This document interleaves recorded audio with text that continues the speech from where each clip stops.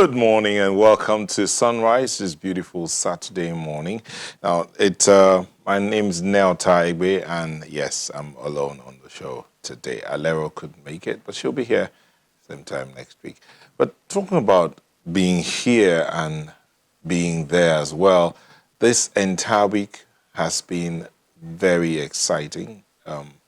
Across the country, have we have Nigerian citizens on the roads through the night talking about demanding for reforms, calling on government to do things differently, asking that things be changed, asking for reforms, for restructuring, for end of, the word is hashtag end SARS. And, but beyond that, it's about the fact that some have said it's the birth of a new nation. It's the birth of a new thing in Nigeria. Where have you been? What have you been doing? But today we all woke up to find out that Lagos is on lockdown, not by the citizens of Nigeria asking for change, but by an accident that happened around the Otedola Bridge. Well, I'm sure our producers will let us see a bit of the footage of that accident. It caused a traffic build-up that actually, the accident happened at around 2 a.m. Two tankers collided and there was an explosion. Yeah, that's what you have there. So it was a major fire just before or around the Otedola Bridge area. But I understand that as we speak, the fire is out and the officials are working to clear out that area to remove the wreckage from the bridge and then to open up the road for vehicular movement. But one of the things that usually I wonder sometimes is why on the other side of the road that people could be moving, they'll rather park and stay to watch what's happening. And that could be dangerous because should anything go wrong, should anything go wrong, let me put it that way, then it will get to the other side of the bridge and pandemonium again. So please, when you see this kind of things, take a look and move, especially when you see that there are officials there working to clear out the place. It happened at around 2 a.m. and as we speak, they are clearing out the wreckage so that the road can be opened up again for vehicular movement. I'm very sure in the course of the week also, integrity tests will be done on that portion of the bridge to know what the situation is exactly. But we've had these conversations over and over again, why and how quickly we can get tanker, petroleum product-bearing vehicles to stop using that bridge because it appears that there's almost always an accident on that part of the road, quite often. So what would it take to minimize or stop accidents on that part of the road? What would it take? These are some of the questions that officials will need to, the authorities will need to look into and provide answers to. So while the agitations are going on around for the enforcement of human rights, to ensure that justice is given to those who need justice, to ensure that those who have done wrong are punished, to ensure that there's consequence management system, those who do wrong are punished, those who do right are rewarded.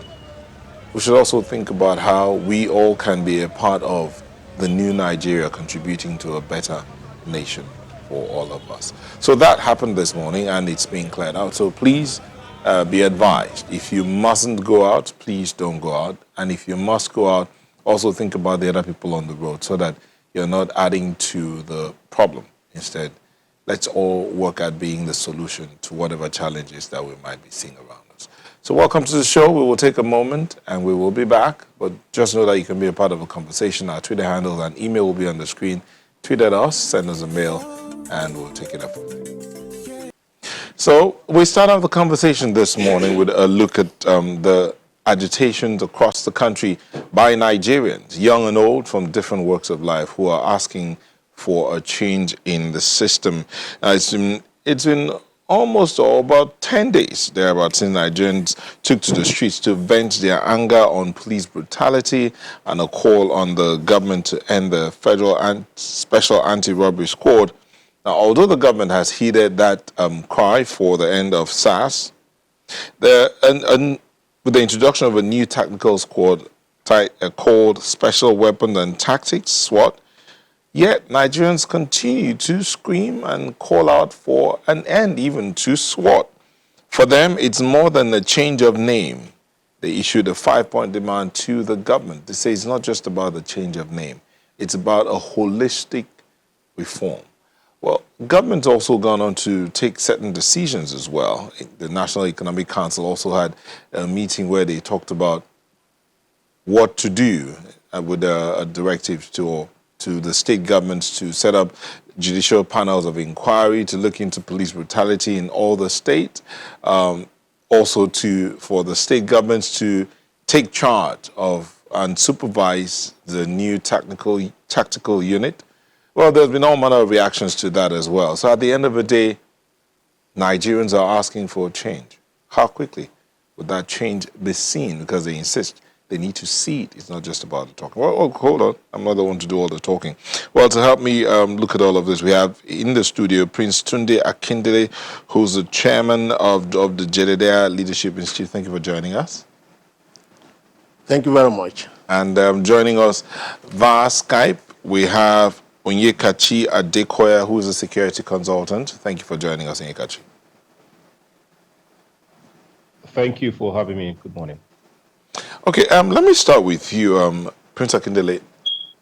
This, what was your thinking when you saw and heard about the agitations of Nigerians for the end of SARS? Thank you very much, Neota. It's a situation that has, its time has come. It's a situation that its time has come. And, we are talking about the youths here. We are talking about their future. Right?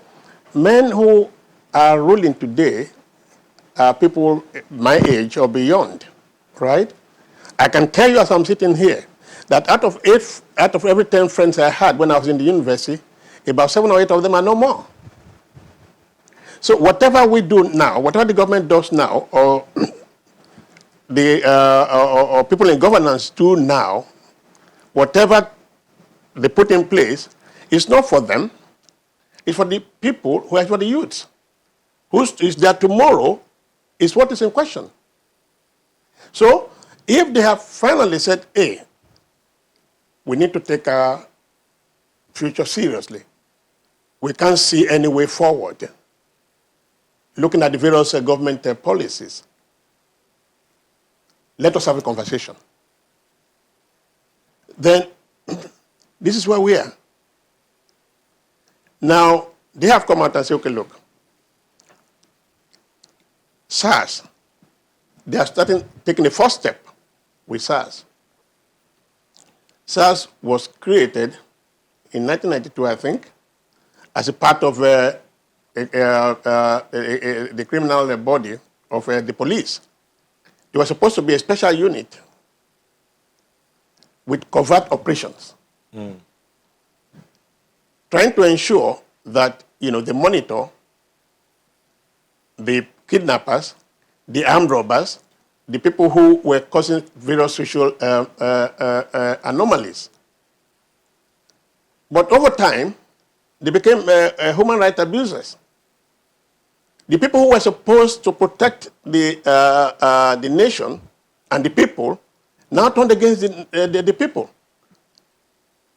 They're now kidnapping them, harassing them, brutalizing them, and having a covert operation. It's not one that you see on the road or carrying guns and meeting people all over the place. So rather than face the armed robbers, rather than face the kidnappers, rather than face the people who are causing problems, security problems in the nation, they are now facing the people they are supposed to protect. And it's gone to a head. This is where we are. Hey, I'm 72 plus. Anything I do, if I was in government, whatever I do today, it's not about me, it's about them. And they can't see any future in what the government is doing for them. So they say, well, let us have a conversation. Okay, while we wait, we'll come back to you to look at this matter of having the conversation. In having the conversation, how do we go about having that conversation? Who sits at the table, and what will be the agenda to look at? But let me get to you. When you catch you, you are younger. I mean, Prince Adeleke has told us he's 72 plus. You are much, much younger Yes. than that, and you are, if permit me to say, you are amongst the youth who will be out there. There are many your age who are out there who are demanding for this change. But why are you not out there? Obviously, I can't be in two places at the same time. I am here with you. Obviously, I can't be there. Okay. But I do think that the matters on hand or at hand goes beyond any strata or age classification, perhaps creed, belief system, as we have seen. So the issues are the issues of governance. The issues are the issues of a clamor for social justice. And of course, without social justice, you cannot have or build on social order. So I think that people are speaking from the heart. The protest is faceless, as we say, but not nameless because they have what they're clamoring for. So there's no one person leading the group. And it's instructive to also know that these are issues of the heart, really. And I do hope that those in authority are listening as the people clamor. When you say the fact that it's sort of like faceless, and there seems to be someone said it's uncoordinated coordination. Does that in any way speak for the agitations and the demands? Well, so this puts government in a bit of a bind. So the known tactics of dealing with protests, fortunately, it has not devolved into a riot yet. It's still a protest for now, a peaceful protest. The known means of dealing with such movements by government, I mean, has been proven to be useless. Because before now, you know the leaders, you know the faces of the agitation. You can try and divide and rule, intimidate, arrest, and shake them up a bit. But now, even if you take out a files or a video, the people will still be on the streets. As a matter of fact, 2 days ago, I saw that the people in Abuja kind of asked Mr. Shore to step aside so they can have their own agitation without any extra bias.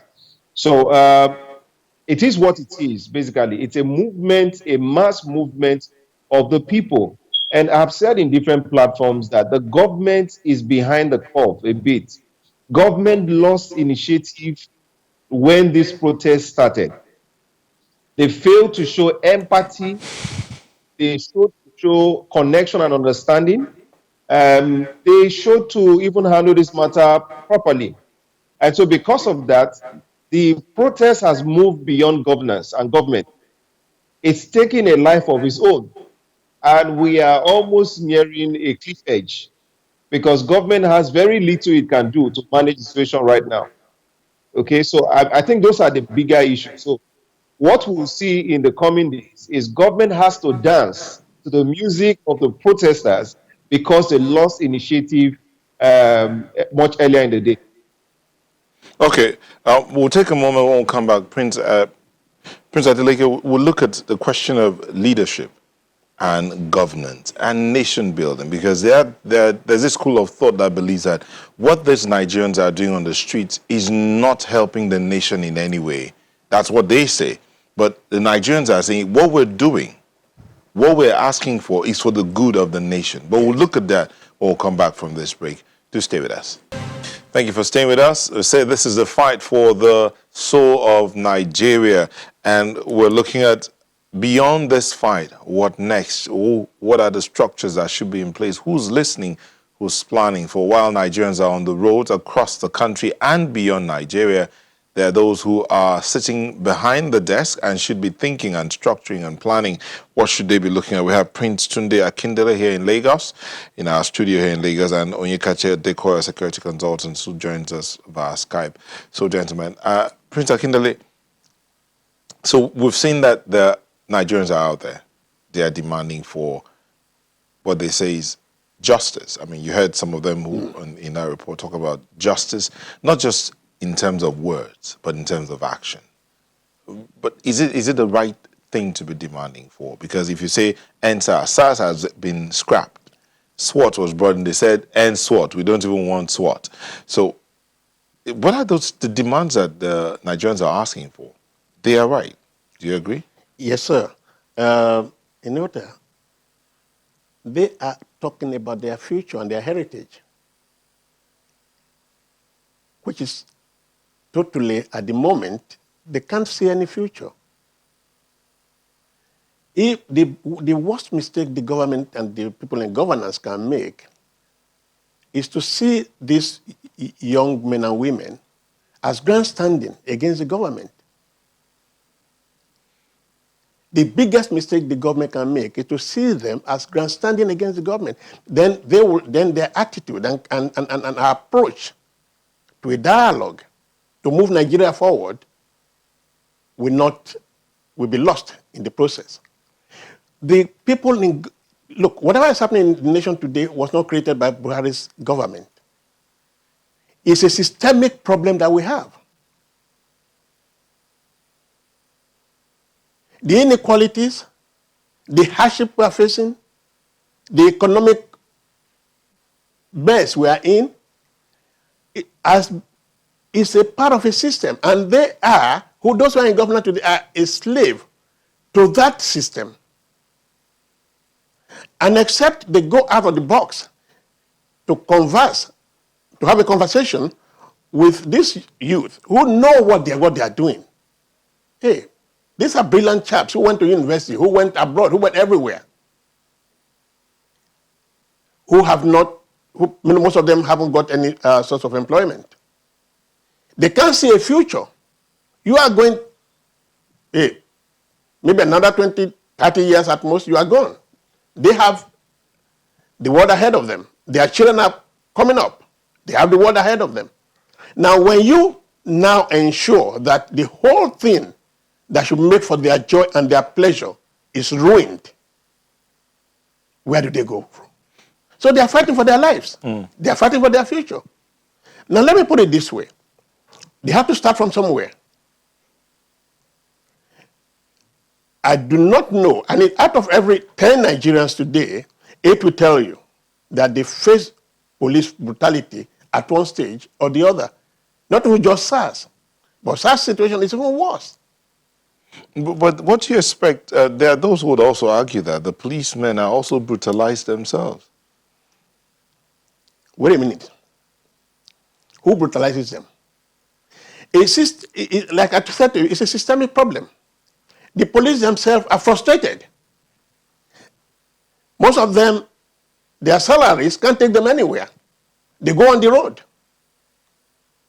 Most of them have to report back to those people who put them on these assignments. So, what do they do? So, it's a chicken and egg situation. What do they do? So, the issue today is people who are meant to defend us, people who are meant to protect us, have turned against us, and they are killing us. The ones they are supposed to kill, we are not hearing anything about them anymore. They are extorting us. Where do we go from here? Let me put this on the table. The Inspector General of Police said, yes, we have disbanded SARS. Within 2 days, it's created another body called SWAT. SWAT. But then you don't expect a vacuum. How do you mean vacuum? Neota, how do you mean vacuum? It's ridiculous. It is ridiculous. Hey, it's a great idea for the nation to have thought out a process, to have thought out, to come up with the initiative to have these SARS people, right, to have an organization like that. That is a beautiful initiative, right? But what happened? What has happened with execution? How did they now become what they became? So, if they have not met the expectations of the police force, and now you want to disband them, then the next thing to say is, look, hey, it's a great idea to have anti-robbery team. Where have we gone wrong? So come up with a SWOT analysis. SWOT analysis, not a SWAT team. No, a SWOT analysis. First come out with a SWOT analysis and get people to come in there. Where have we gone wrong? Where have we missed the road? Is it in the choice or level of the people who are employed? Is it in our interview or whatever it is, process? Is it in our training? Is it in our monitoring? Where have we gone wrong? So what's the strength? What are the weaknesses of this system that you are disbanding? What are the opportunities of this system if it was done the way it should be done? And what threats have they posed to the nation? When you have fully evaluated this, then you now go back to the drawing table and say, well, this is where we went wrong here. These are the things we need to put in place from day one until we have another team to come on board. But when you say, oh, it happens today, you say you disband today, what have you put in place that is going to be any different from the one that has failed us? Onyekachi, this matter of the chicken and the egg situation, I was going to take Prince Akindele on as regards when he was born in 1958. Someone talked about the kind of policing training that the police got from 1953. He says the training they got was more or less a combative kind of training, more of reactionary.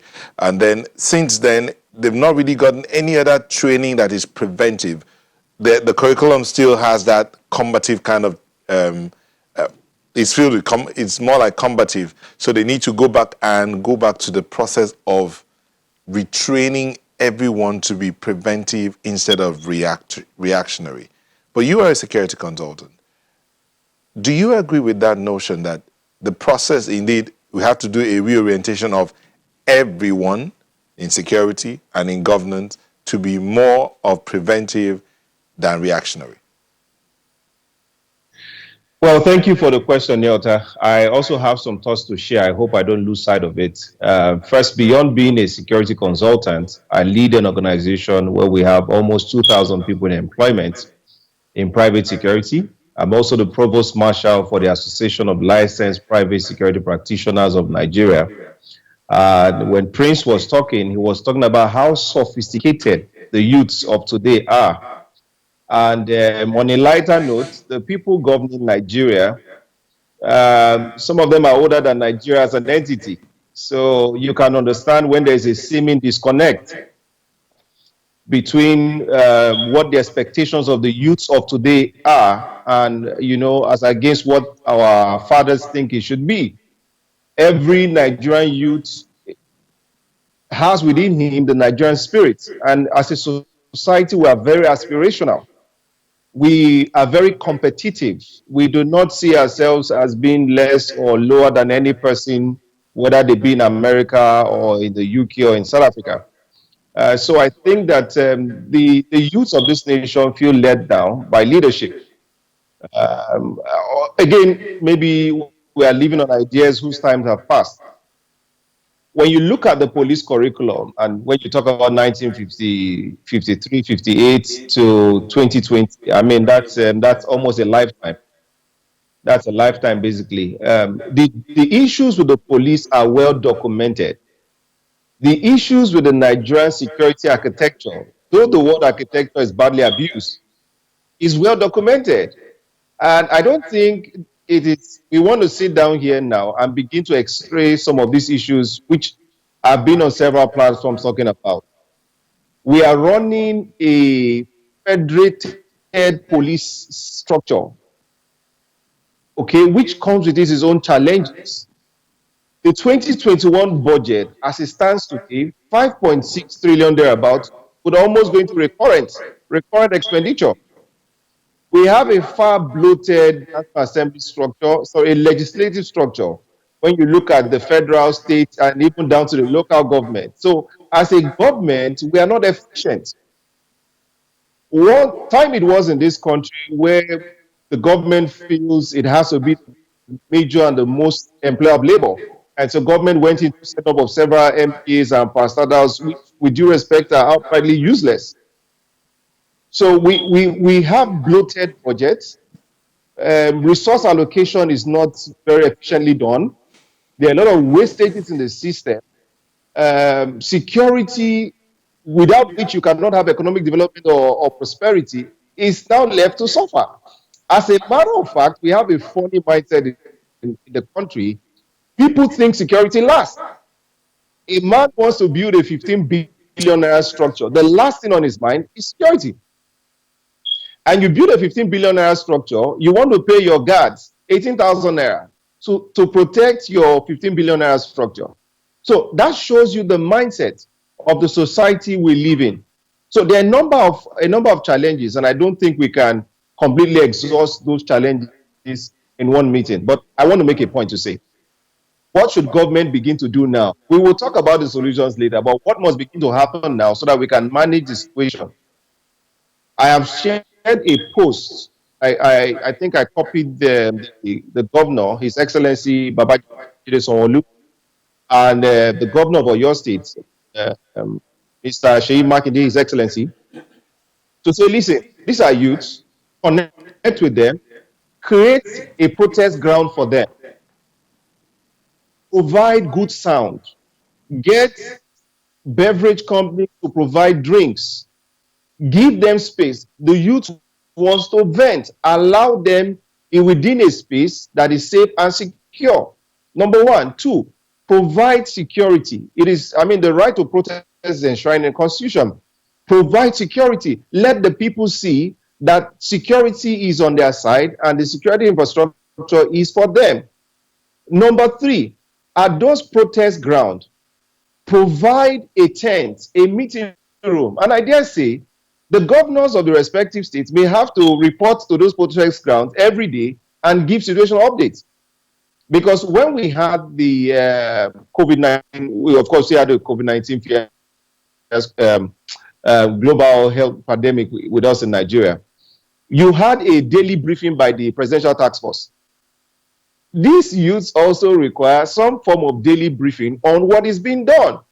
These protests will maybe peter out at some point, but I don't think it's going anywhere without concrete and clear resolutions and takeaways and agreements which are honest on both parties. So government needs to find a way to get... The question there will be, for this daily your briefings you're talking about, some of the demands of the Nigerians out there have to be from the federal structure. Some of their demands cannot be handled by the state government. One of the state governors were reacting on media saying, how do you expect me to monitor or supervise a police infrastructure I do not have control over? So how would we be expecting the government to be briefing the Nigerians that are on the street about something that they don't have an input in? Good question, Yota. I think the chicken has come home to roost. When the governors were playing politics with our federal structure, when they sat conveniently and overlooked certain things, they never envisaged a day like this. I dare say that the president himself was being prophetic when he said a day is coming when the youth in Nigeria will rise and demand and ask tough questions of leadership. So if you fail to do what you have to do in the morning, perhaps it comes back to bite you in the evening. So the governors sit down there in the Federal Executive Council meeting. They are, in fact, in our case, APC is in power. The party in the center is also APC. I'm sure they have their APC Governors Forum. They have different platforms where they can sit down to meet. So it's time for the governors to sit down and have difficult and sincere conversations with the federal government. Now, I also want to point out something. We talk about the federal government and the state government. We almost let the local government chairman off the hook. The local government chairman and the local government structure is the third tier within the federal executive structure, or within the executive structure, that is supposed to provide governance. And we are, nobody's talking about the local government chairman at this time. They collect allocation. They share the allocation without doing much in most parts of the north, with due respect to all of them. I served in the north, I schooled in the north. And most local governments, you don't see anybody until month end when they have to share allocation. So we have refused to provide governance in some parts of Nigeria, and people have having to fend for themselves. When you look at the issue of security, you look at space, spaces, and place. Now, because of the fact that governance is far from the people in most parts of the north, that's why you're finding this insurgency and armed banditry rearing its ugly head up. So the local governments, the state, and the federal government have to come back and sit down. There are over 68 items on the exclusive list of the Constitution of the Federal Republic of Nigeria. It's time to have those conversations. And these conversations must be had in a very sincere, open, and frank, honest manner. So the chicken has come home to roost. We are doing what we should have done first last. Unfortunately, we are here now. We need to manage the situation so that it doesn't snowball into something bigger. So those daily briefing rooms, yes, I'm talking to the federal government. This is happening. This is happening. These are your demands. This is where we are. So it has to continue, because what we run a risk of is that you protesters talked about a 5/5 demand. Now they are saying the other SARS is the Senate and rep salary. Now they are beginning to talk about restructuring. They are beginning to talk about so many things. So it's going to be a bit difficult if we don't set a proper narrative to what is happening currently. It may snowball, and that's bigger risk here. Okay, there's some tweets that have come in here. Paul Playdero says, how come those who ruled Nigeria before I was born are still ruling after my children were born? Ujiagbe says, after SARS, we have a serious discussion on the sustainability or not of the current centralized structure of the police. Is it time to decentralize the police? As Ujiagbe, Akabom Enebong says, it is well and good to agitate for the scrapping of SARS and other reforms. The youth should be counseled against engaging in cultism, kidnapping, cybercrime, and other such acts that do not portray them in good light. Wasborn says, some days back, I was held up on the Lekki-Ikoyi Bridge for 6 hours because of the protest. I still support the protest. The country is in a mess. The government has to sit up, look at the tanker accidents, bad roads, insecurity, corruption, etc. We deserve better. Folawiyo says, for there to be a discussion between the youth and the federal and Mbari, it should be through a press debate, not conference on national and international TVs. And any youth seeing this, he says, let's retweet and call out the government. Then Tunde Aragmati says, the last one before we go on a quick break, says the youth-led End SARS protests are the best organized series of advocacy activities ever in Nigeria, with overwhelming support from the population. Change is here to stay. We, the old guard, must step back and help to follow through to the restructuring of Nigeria. We'll look at the other ones when we'll come back from this break. What is the way forward? The low-hanging fruit. Government has said they're putting some things together. State government should take charge of certain infrastructure, but even the state governments are already reacting to some of these things that they've been asked to do, while some have started putting out inquiries, panels of inquiry, but at the end of the day, what will be the solution? We'll look at all of this when we'll come back from this break. Just stay with us. Thank you for staying with us. Agitations across the nation for reform of different infrastructure. Nigerians have been on the road. Yesterday, they had a candlelight procession in different parts of the country for those who've lost their lives to rights abuses, to security operatives, and the SARS group and all of that, to police brutality, as I say. But Paul Play says, he said, I've always said that the revolution will not have a leader. Revolution comes when every breathing Homo sapien is tired. Festus Akimboewa says, the culture of returns is deep-rooted in our police. But can we really have a strong, well-funded police when we don't have a strong economy? Onoja, the protesting youth in the South have submitted list of people killed by SARS, but no list from the North. What is making this difference? Prince, Yes. Some have said this is the revolution that has been talked about over and over again. And at one time, the president, and Onyekachi actually alluded to that when he said, the president at one time actually said the youth will rise up one day to ask us, the leadership, what we're doing to better their lives. As a former senator in the House, in Nigerian Senate, Dino Melaya was quoted, and there's a video in circulation where he said, before the youth arise to question us how we're leading this nation, we need to do something about it. Now, these are different fora, different individuals. Even in some organizations, religious organizations, they've also spoken about the fact that the youth, the Nigerians, will one day rise up and say, enough is enough. Is that what we're seeing now? Yes, Nota. What else are we seeing?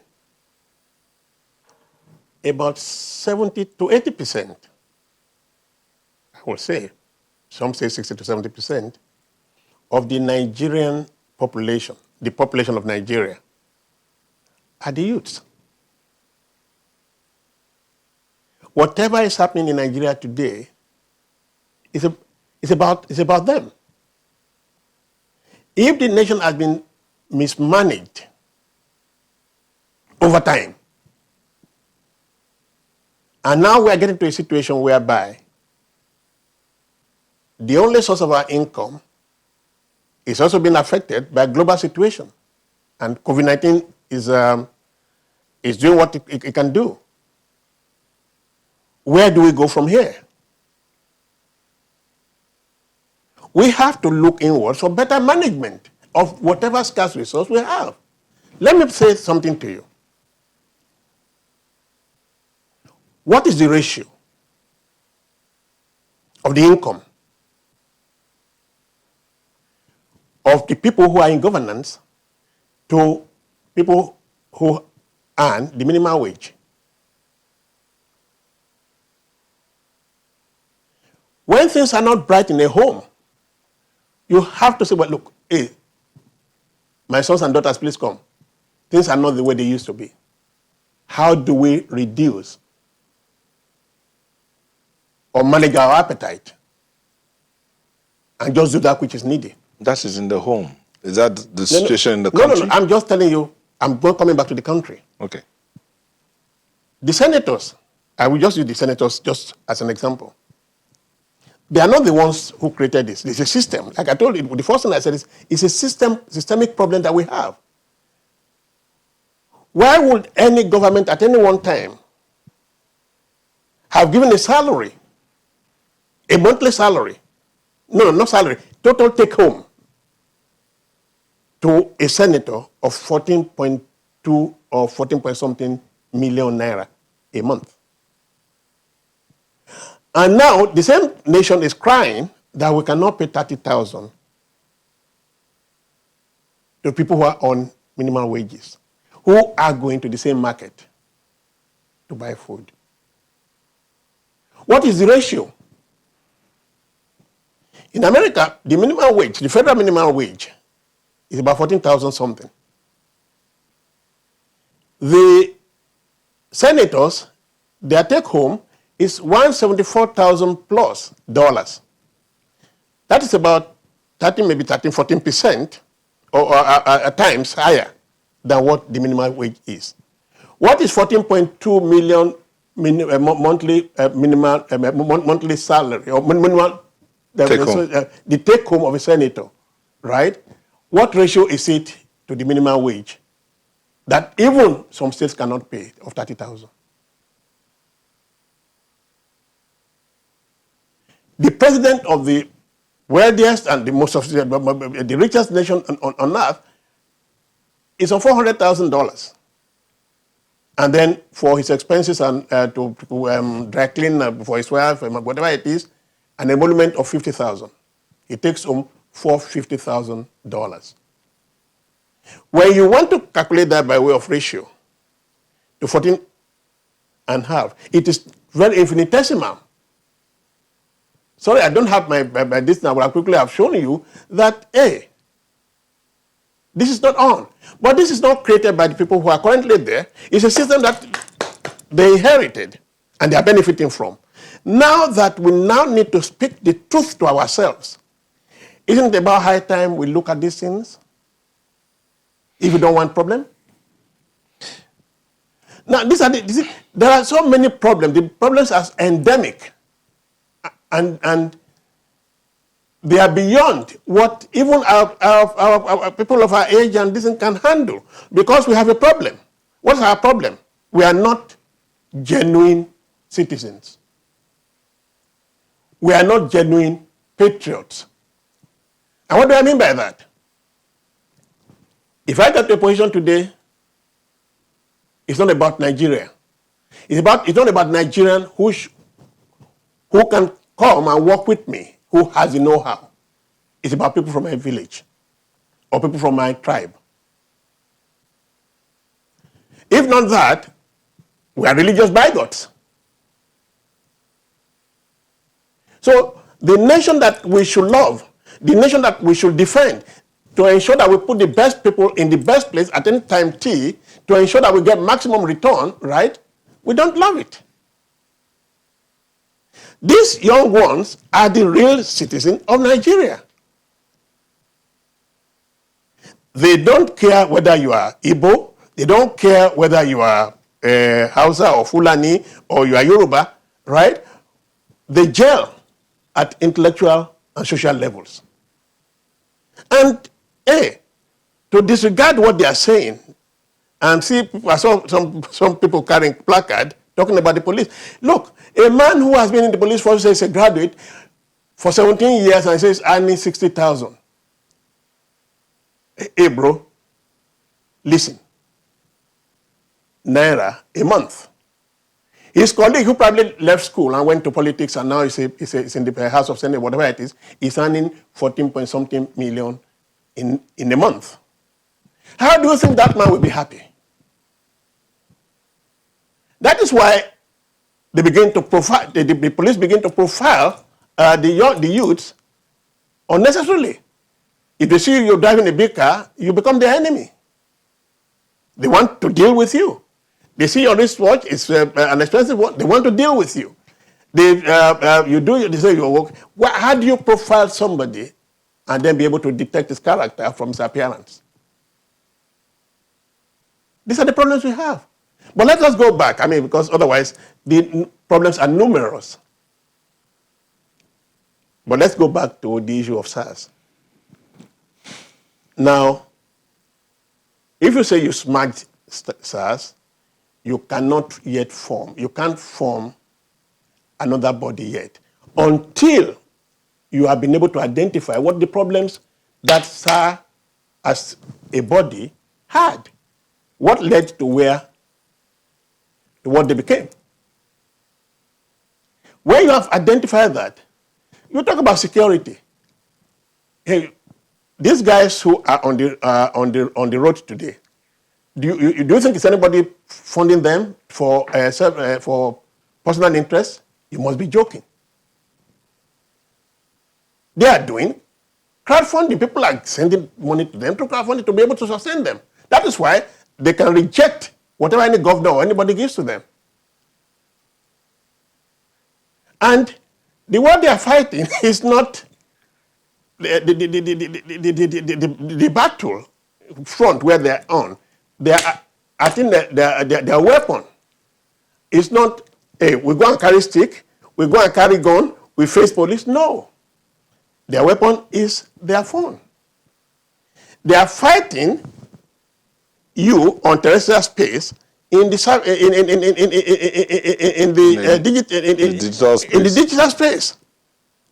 They are using the airwave that travels to all over the world. There's something you do to them there that within 2 minutes, the entire world doesn't see. So there's no hiding place to say you will deal with them. So what should be the next line of action? The next line of action is that, one, the IG should just stop what he wants to do. It's for his own interest as well.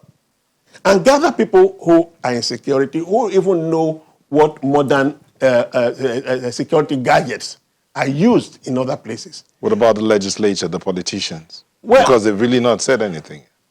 Well, between you and I, the IG reports, I'm told, to the president. Right? All of these things you see, there are so many things that are on top of one another. The ones you have started with, let's first deal with that. Now, when I talked about the ratio of the salaries of the senators, I'm not blaming the senators who are there. That is what they meant. But they must have a conscience to say that, hey, bro, let us sit down together. It cannot go on this way. How will my brother, who went to the same university with me, who was rather better than I in college, who is in the police force, be earning 50,000 naira, 60,000 naira after 17 years? And I'm sitting here in comfort, going home with 14.2 million. After 2 months. Every month. No, after 2 months of electioneering. So, where do we come from? Many things are wrong. Now, and the dangerous thing today about this particular protest, why it is so different from any other one, is that the entire world is saying what they are doing, minute by minute basis. And they will have sympathy. Even people who want to loan, with whom want to take loan now to be able to do whatever it is, if you brutalize these chaps, they will withhold their money. Amnesty International is watching, reporting. So it is better for the government to know, and I say this word, to not look at these guys as grandstanding against you. They are grandstanding against a system where you are a slave. Okay. Abdul Rashid Lawal says, let the protesters be recognized as a community assembly and an arm of government that will raise motions for National Assembly to adopt for the president to sign into law. Until all pertinent issues are passed into laws, the community assembly should remain. That's from Abdul Rashid Lawal. Prof. Enakena says, the trust between the government and the governed is glaring now. Government at all levels are culpable for these economic disheveled policies that deliberately impoverished the citizenry. Government must fulfill its obligations to the people by enacting economic empowerment programs. That's coming from Professor Enakina. Tunde Arogomat says, immediate next step to end SARS and reform the Nigeria police is a total overhaul of leadership. In the template below, the ex-president of Georgia explains how he restored public trust and beat corruption via comprehensive transformational police reforms. Quite a number of suggestions are coming in here. But Onyekachi, low-hanging fruits, solutions, as we begin to wind down. Thank you, Nyota. I think I'm a bit sober right now, so we're trying to elevate the conversation a bit. I don't think the issues are the issues of senators or salaries or some of these other things that are disturbing us. We must set our problem in proper context. This country has over 140 million youths. The youths, 70% of the population. About 40% of those youths are jobless. And they suffer from one form of traumatic or psychological problem or the other. Because some people come out of school 4 or 5 years, they don't have a job, and the person begins to think, is there something wrong with me? It takes about the same number of years to get into university. To get called up for youth service takes another 2 years. So by the time the man graduates and is out of school at age 30, he's lost time. His colleagues in the UK have become directors. So let's set that in a bit of a context. To be fair to this government, the government projects to spend about 1.5 trillion naira on issues of human security. about 800 and something billion on defense, 400 and something billion on Ministry of Police Affairs, about 500 and something billion on education, and about 300 and something billion on health, following in pursuit of the 2019 National Security Strategy. So on paper, we can see some policy direction. But the problem we always have in Nigeria is a problem of execution and implementation. Beyond this, I think the issue has gone far above our usual way of handling matters. When the IGP, within 2 days, announced a new formation called SWAT, I think it was a bit rushed, with due respect to the IGP, because we don't even have, as a nation now, the resources to properly equip a SWAT unit that would have to function across the 36 states of the country. We have not been able to thoroughly equip the military and provide them all that they need. Then we are talking about SWAT. SWAT is far above SARS in terms of logistical requirements, munition, kitting, the level of training, certification of training, retraining, weapons handling training, special forces training. You can't just, within 2 days, set up SWAT. So, you see, we are putting the cart before the horse again. Inflation is about 13.8%. Currently, as we speak, the 2021 budget, we're looking at almost 40% deficit. Debt to GDP is currently about 3.5. But if you look at debt to revenue, it's about 40%, thereabout. And we have to fend and take care of 140 million people. Yet, we have a lot of resources locked within us as a country. But the way the federal and federation is set up, the 68 items on the exclusive list has to be unlocked because you need to fend for more people. Nigeria is quite diverse now, and we need to begin to look at the bigger problem before us. So let me round up by saying quick wins and way forward. I like to say this country belongs to all of us, and we will continue. I feel that they should continue to be peaceful. We all continue to be peaceful. And we must ensure collectively that this doesn't turn into a riot, because Nigeria is projected to go into a second recession. COVID-19 has dealt a blow in the economy. We can't afford to grind this economy again to a halt. The problems will take us another 5-10 years to recover. But that said, the agitation, as people feel, may continue, but we must also know that both sides have a lot at stake, which is why I'm proposing that government must come to the youths and to the protesters, set up that daily briefing. The main issues that the agitators are clamoring for, find honest and sincere ways to address it, create a roadmap, set milestones, let parties be signed to it. We don't have up to 1.5 billion security forces to confront 140 million Nigerian youths. So, except we want to go into a massacre, which I know nobody wants, dialogue is the only way forward. Sincere, honest dialogue is the way forward. And this situation must be managed. And I'm calling on everybody who means well for this country.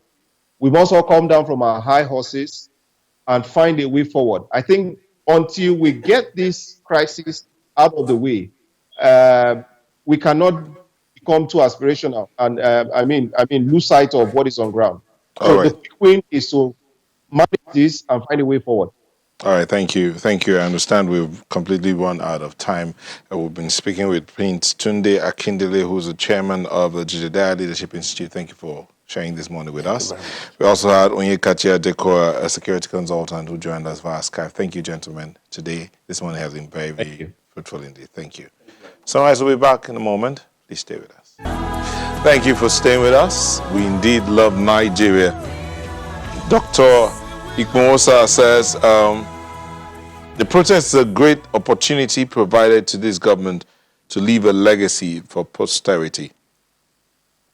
Tony Fale says, I pray the end SARS now will galvanize the needed political renaissance in our young people and spur us into proper positioning to dominate the nation's political space as the only legit way to take over governance in a democracy is through the ballot. Falawia says, I'm close to 30 and I don't want children to be born in a country that they too will shout, up NEPA, they did not meet. Nigeria must be better now, not ego better, like our past generations believed. No hide and seek in this protest against government. Tony says the revival must not end here. The young people should form structures through registering new political parties and get good numbers because politics is a game of numbers. And finally, Brendan Alamezie says, the one Nigeria, the people in the position of authority speak of now before them. How come they are not believing in one Nigeria? The voice of the Nigerian youth are the real one Nigeria. They have spoken and it should be listened to and acted upon. Those are some of the tweets that are coming, and plenty of other tweets are coming. But let's switch and look at the World Food Day. Every 16th day in October every year, the world celebrates food. The day is used to promote global awareness and action for those who suffer from hunger and the need to ensure healthy diets for all. The theme for this year's World Food Day is Grow, Nourish, Sustain. Together, our actions are our future. We have with us to look at all of this the African farmer Mogaji joins us via Skype, and Dr. Kende Makinde. Okay, Mogaji is on phone. Dr. Kende Makinde is a country manager Alliance for a Green Revolution in Africa, and he joins us via Skype. Thank you, gentlemen, for joining us.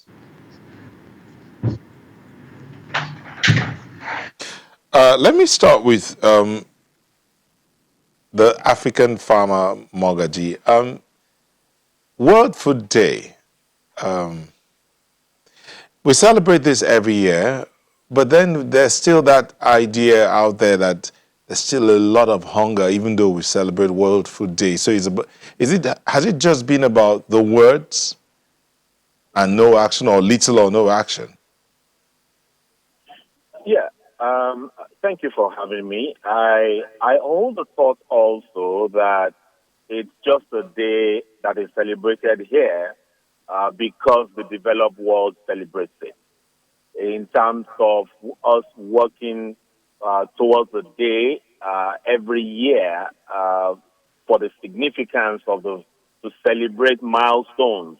We celebrate the day, but we really don't see quite a lot of milestones. So around here, maybe we need to pick another day, or we really need to refocus and set goals that come 2021. 1, 2, 3 will be the goals, and we'll celebrate achievements. But for now, we'll celebrate activities, not achievements for October 16 every year.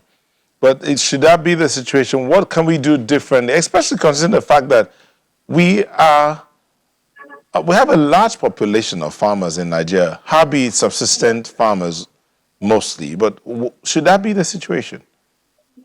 Well, I'm not even limiting it to the farmers. I'm talking about the value chain, the whole value chain, plus farmers, plus processors, marketers, exporters. You know, we're not seeing the chain being influenced, and that is not what should be. And I think that you can't celebrate anything you don't set a goal to achieve. So primarily is we need to have goals. What goals? How many metric tons of rice precisely? How many herbicides do we want to sell? You know, how many families, what's the metric? How many families would we be feeding?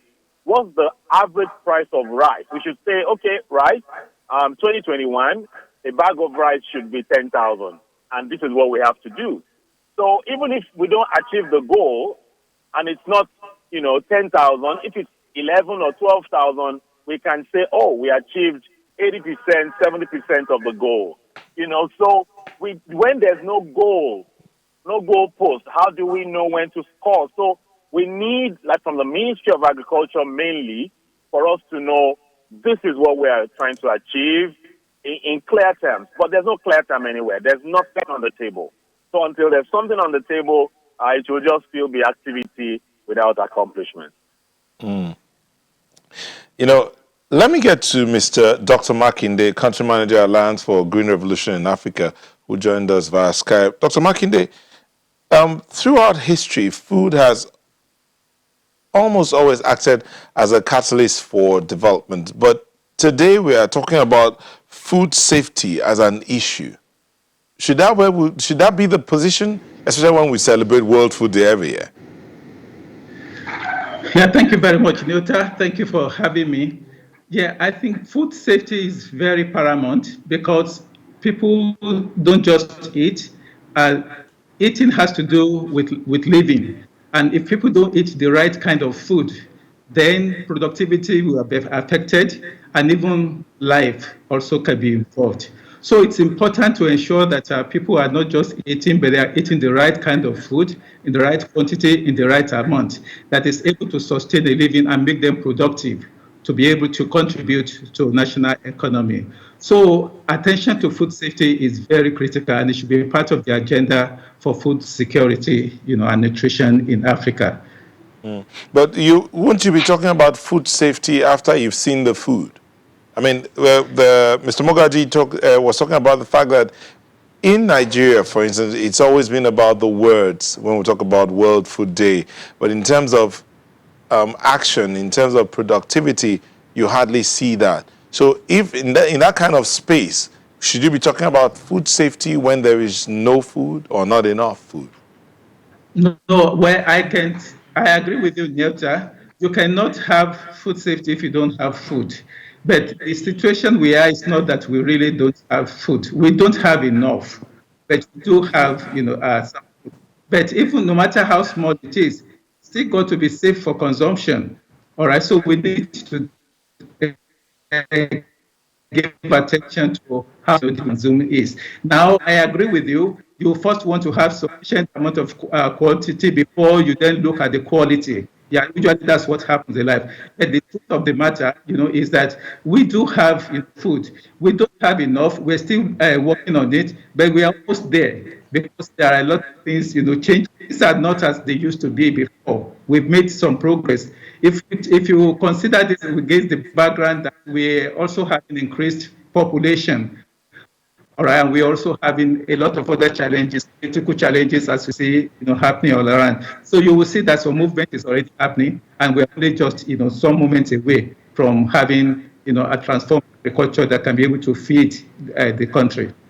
Is it this movement now that informed the choice of the theme Grow, Nourish, Sustain, Together, Our Actions Are Our Future? Is it this movement that informed this theme? Yes, this team is part of the efforts to ensure, that people not only have food, but they are also eating right quality. If people don't get properly nourished, what will happen is you are creating a lot of health problems. Okay, that's going to trigger some other sets, challenges, for the economy. So nourishing our people also notes that we're able to give the food. And so food availability is an important part, but the quality of the food that's also coming to the populace, needs to be looked at and needs to be ensured. So I think we're in the right direction, giving attention to not only the quantity, availability of food, but also the way in which we use that food. And things like nutrition messaging is an important part of this because you can have the food, but if you don't know how to combine them properly to give you nutritive elements, then you will still be suffering. Okay, even though you have the food. So how do people combine foods together to make sure that they have appropriate nutrients? Okay, for the body, it's important. It's not sufficient that you just have food. It is much more important to ensure that you have other means of ensuring that you get the most from the food that you have. And the process of ensuring that we get the most nutrients from the food that is available is all that we're talking about in this World Food Day. Okay, Mr. Mogaji, let me bring this to you. Approximately 14% of food produced for human consumption is lost between the different stages of this food production, from harvest to, indeed, in all the different stages, at least approximately 14%. What can be done to minimize these losses? Well, value addition, that's the only way to minimize the food wastage. And how do we do this? The practical way is to fund or support cottage sectors.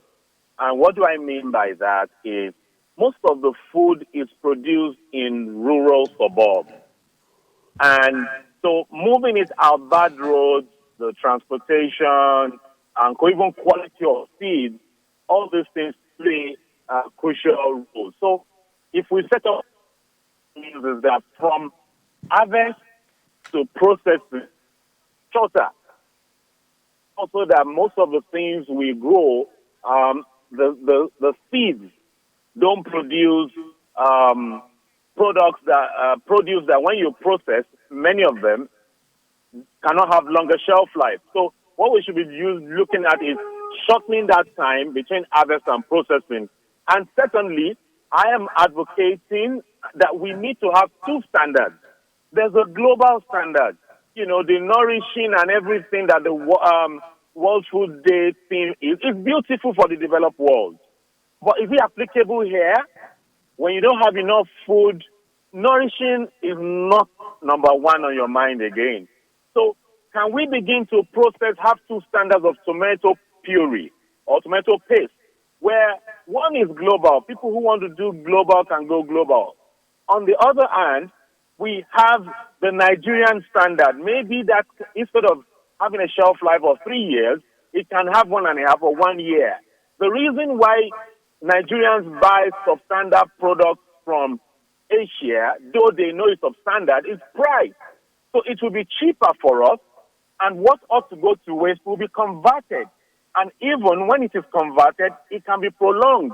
And these are not theories, these are practical. So we need to add value and encourage the youth to go into the marketing or the secondary value addition. That, for me, is a low-hanging fruit that can create jobs and ensure food security and safety for us.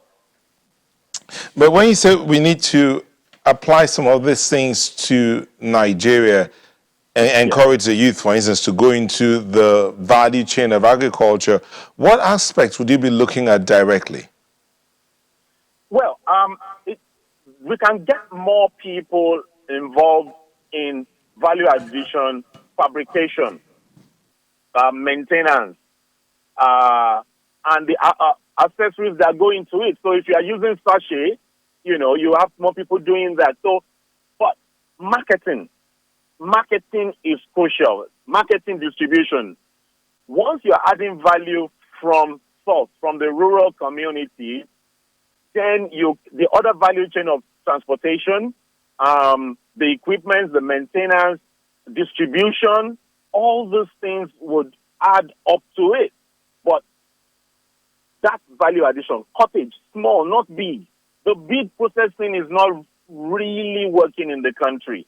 Why? Because big equipment require massive electricity, large investments. Many of the parts you don't find in the country, but you have local artisans, that can adjust something or tie a tube to it. But you can resolve a lot of things when it comes into the rural, when you are processing in the rural community. So cottage, small, very small. That's how Malaysia developed. That's how China developed. That's how India is currently developed, is all around small cottage.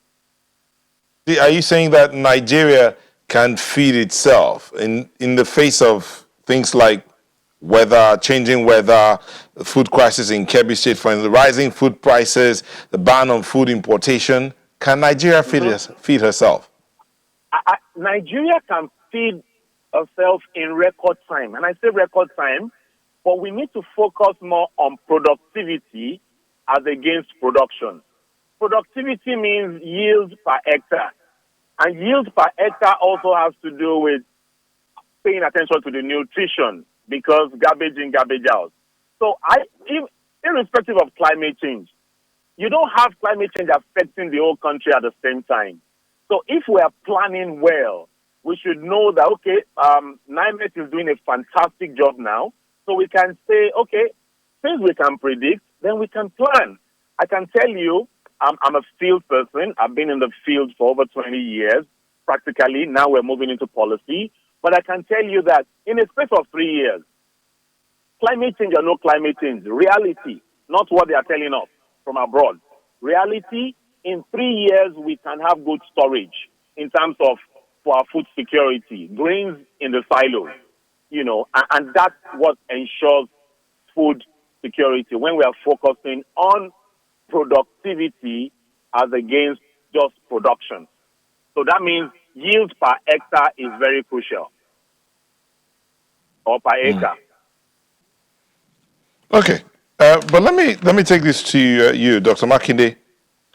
A lot more people within the country, Nigeria and indeed Africa, focus more on access and less on the nutritional value. Is there a way to balance it too? Yes, thank you very much, Newta. Yeah, I agree with my colleague that we do need to have improved productivity, and that's a lot of the focus that AGRA puts on this by ensuring that we. Can you hear Dr. me? Makinde, yeah, I can hear you, but we'll just can you just hold your thought? We'll go on a quick break. We'll come back to pick it up from where you left off, please. Thank you for staying with us. We're looking at the World Food Day, and we have Mr. Mogaji and Dr. Makinde here with us to discuss this matter.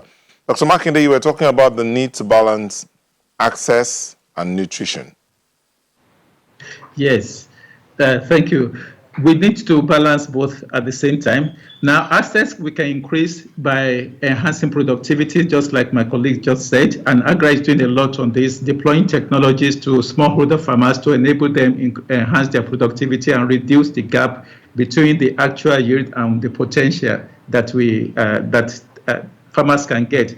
But in terms of enhancing, quality, there are a lot of things that we can do. We can combine foods in forms that releases sufficient nutrients to people. I talked about nutrition messaging, things which help people to know how to combine the foods that they have to get the most out of it. But there are other means like food fortification. All right, people can, fortify their foods. Now we have new forms of foods also coming up where you can combine protein, and carbohydrates, together. You don't have to eat just one form. You can mix your food in such a way that it gives you all that your body requires. Now, even the way we process and package foods, when we're talking about safety and quality, they all actually start from the field, okay, ensuring that we're not planting, with chemicals that can endanger the consumers, and then also ensuring that the process of processing these foods, they meet quality standards. If we enforce those things, then we will find that we're doing much more good and helping our people to be able to live a more healthy, and balanced life. We certainly, can raise the volume of food that is available, and that's where all effort is going to enhancing our systems and making sure that we are getting increased productivity, for the smallholder farmers. And then farmers are also able to access markets. This is one of the focus area of AGRA's work, so that when they get more money from marketable surplus, they can use the rest of that money to take on other food items and diversify their diets, okay, in a manner that makes the body gets better. So it's not just putting food in. I think that's a critical message that has to go out. What benefits the body is that the body has the right nutrients that it needs to fight diseases, that it needs, not only to stay active and work, but to ensure that you have a sustainable, healthy life that can guarantee longer life. So I think we have to balance both. And I believe that efforts are already on the way. I know that the government is doing quite a lot to raise awareness and consciousness okay, of the citizenry in terms of ensuring that they care about the kind of food that they eat, just like NAFDAC is doing for chemicals. But let me stay with you here and ask this question. Are you aware of the food safety net? Yeah, please go ahead. How much of an effect would that safety net have on the nutrition and food generally in Nigeria? Yeah, well, the food safety net will have, a substantial effect, on both nutrition, and food safety, because when you eat, the right kind of food, okay, and you mix them in the proper way that it needs to be, then it helps a large proportion, of our populace to be able to have access, to good diet. So I think it's important, to continue to focus on this and to ensure that we provide all the necessary ingredients that the rural households particularly, do require to be able, to ensure that they work within, safety margins, for the different kinds of foods and elements that they combine together to make the diets, that is consumed. Mr. Mogaji, many farmers store but get less for their produce, and many say the solution is strengthening the value chain. You've said that several times in your submissions today. But what would you say about this, the hindrance to this, or what is hindering that value chain? And what's the quickest way to resolve this matter? Well, the quickest way is to get food faster to consumers. And let me take a case of like Mile 12, and I'm not talking theory. Now, if you're bringing like watermelons to Mile 12, the moment the parking bay is saturated, there's no other place to park, the prices of watermelons begin to drop. Same for tomatoes, same for all the products. So it's not, and the thing is, the moment the price begins to drop, the earnings of the farmers also begin to drop. Meanwhile, places like Victoria Island, Lekki, Surulere, Ikeja, they want to buy, so they will buy what is available, not necessarily what was brought in. So if we decentralize those markets and get markets in each local government, precisely in every local government, like in Lagos now, let there be a market.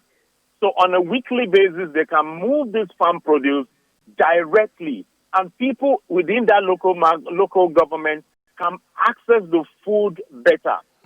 To harvest tomatoes, you harvest it every 5 days. So they can plan their production such that it will be coming out and move to market directly.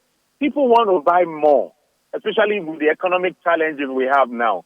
But not everybody can go to Mile 12. The people who go to Mile 12 will make more money, as against the farmers. And also right now, the dynamics is changing.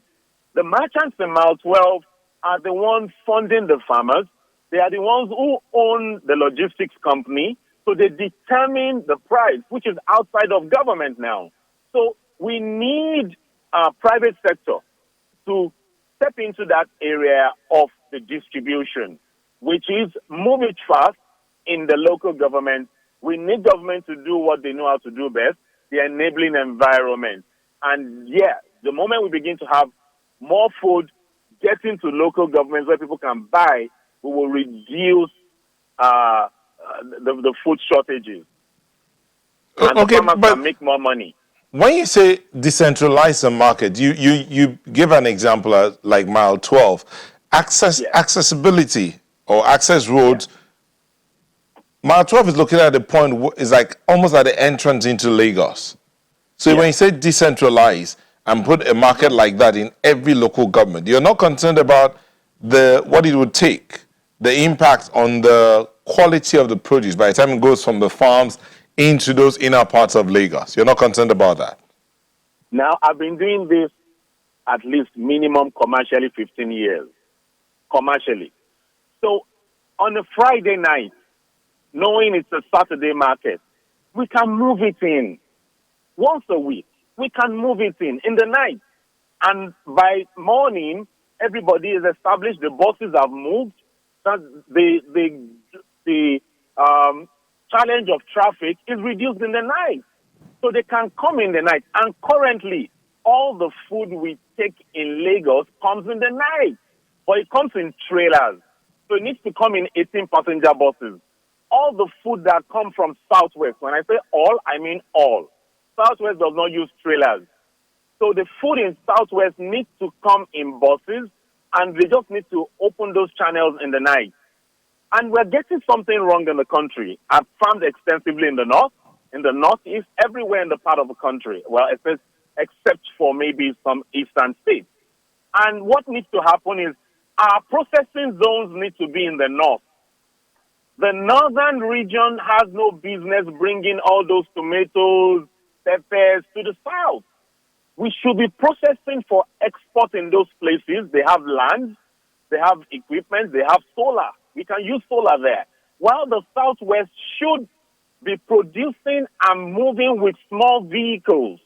So where we are having a lot of wastage is primarily that those big trailers have to travel long hours without refrigeration, and things go bad. But with the buses, I stand to be corrected. But the buses, 18-passenger buses, bring food around Southwest. And that can maneuver during the evenings. And Saturday, Sunday, we do the market and we move out. It's been done in various countries. We just need to move out of the box. And let me quickly just chip this in. It may be off, but do you know that the bakery close to Channel TV, the bakery there, has grapes? The real grapes we get in California and co. We have not challenged the status quo. So when you check that place, that grape, that the one they say cannot grow in Nigeria, is growing there. I've seen it. The grape is growing in Gombe. I've seen it. We've not challenged the status quo, and that's why we're where we are. We need to be challenging what used to work so that we can get new things. Thank you. Thank you very much, Mr. Mogaji. Let me get the two of you to weigh in on this one as we begin to wind down. The theme of the World Food Day this year is grow, nourish, sustain. Together, our actions are our future. Now, currently in Nigeria, citizens are out demanding for reform. They are demanding for change. Yes, it started off by the youth, but right now, even the older generation have come out to join. And celebrating World Food Day, one begins to wonder, what does this theme mean for Nigeria now, even in the current situation we're in?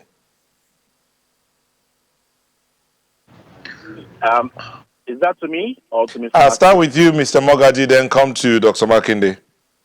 Okay, against popular opinion, this may not be the best time to say this, considering the challenges with youth and government.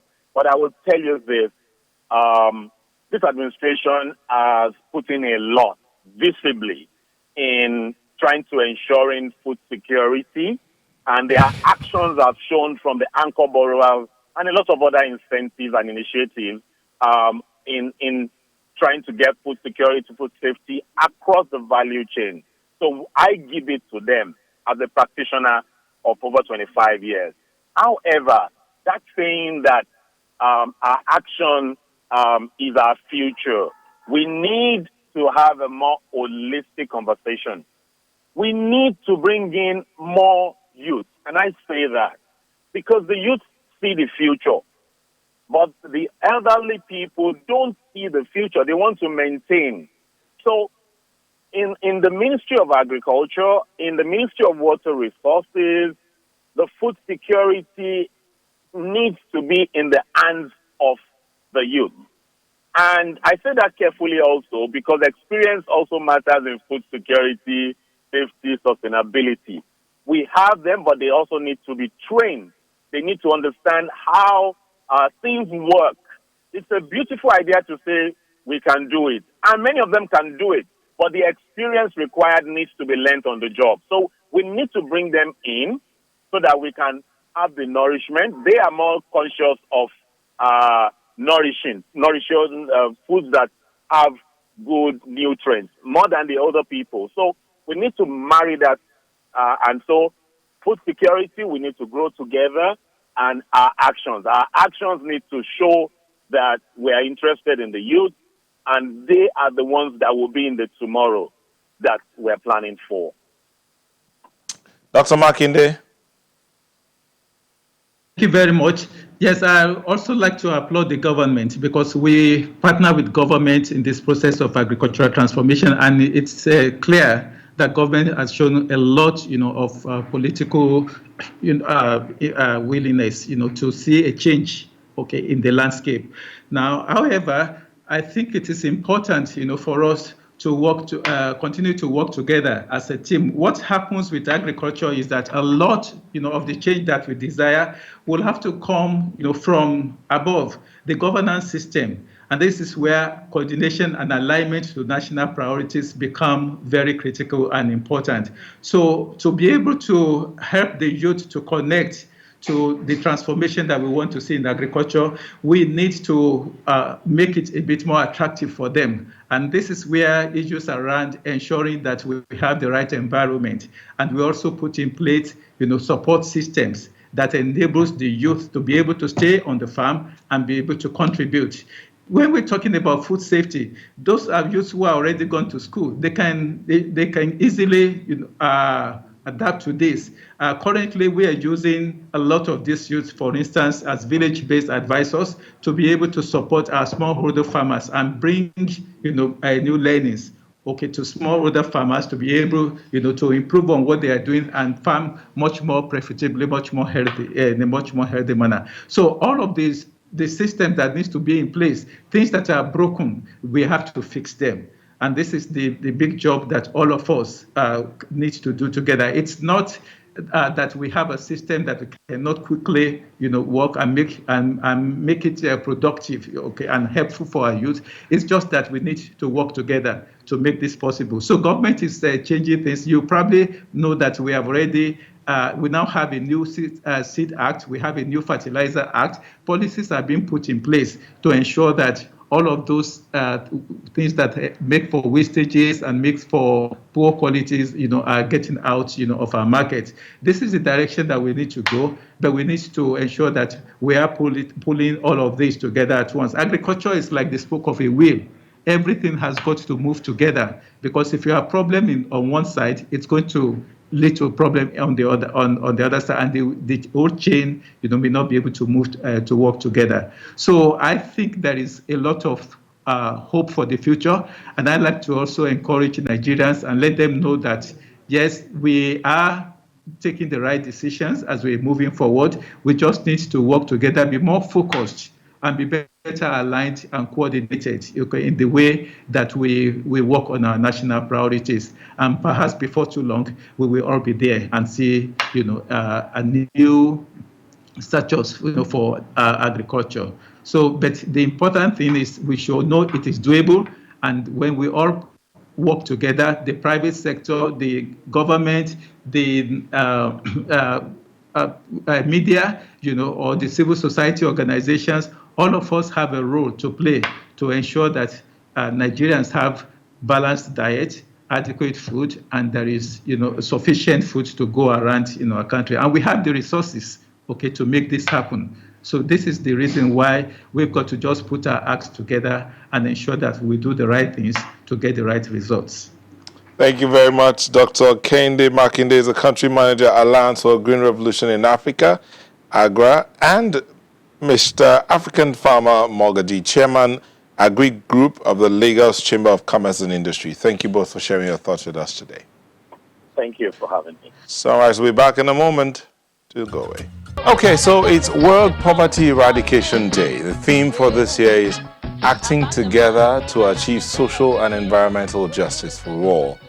And to help us understand how poverty can be eradicated by 2023, according to the Sustainable Development Goals, we have Collins Nwosu, who's a development consultant, joining us from our Abuja studio.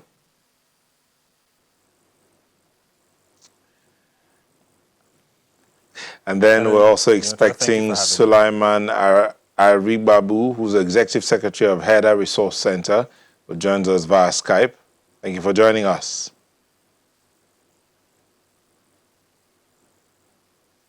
Okay, so let me start out with you, Collins. This matter of, again, in the last segment, and I'm sure you were listening in on that, we're talking about growing food, and I want to read that. It says, grow, nourish, sustain, together our actions are our future. Then we come to this one about eradicating poverty, and it says again, acting together to achieve social and environmental justice for all.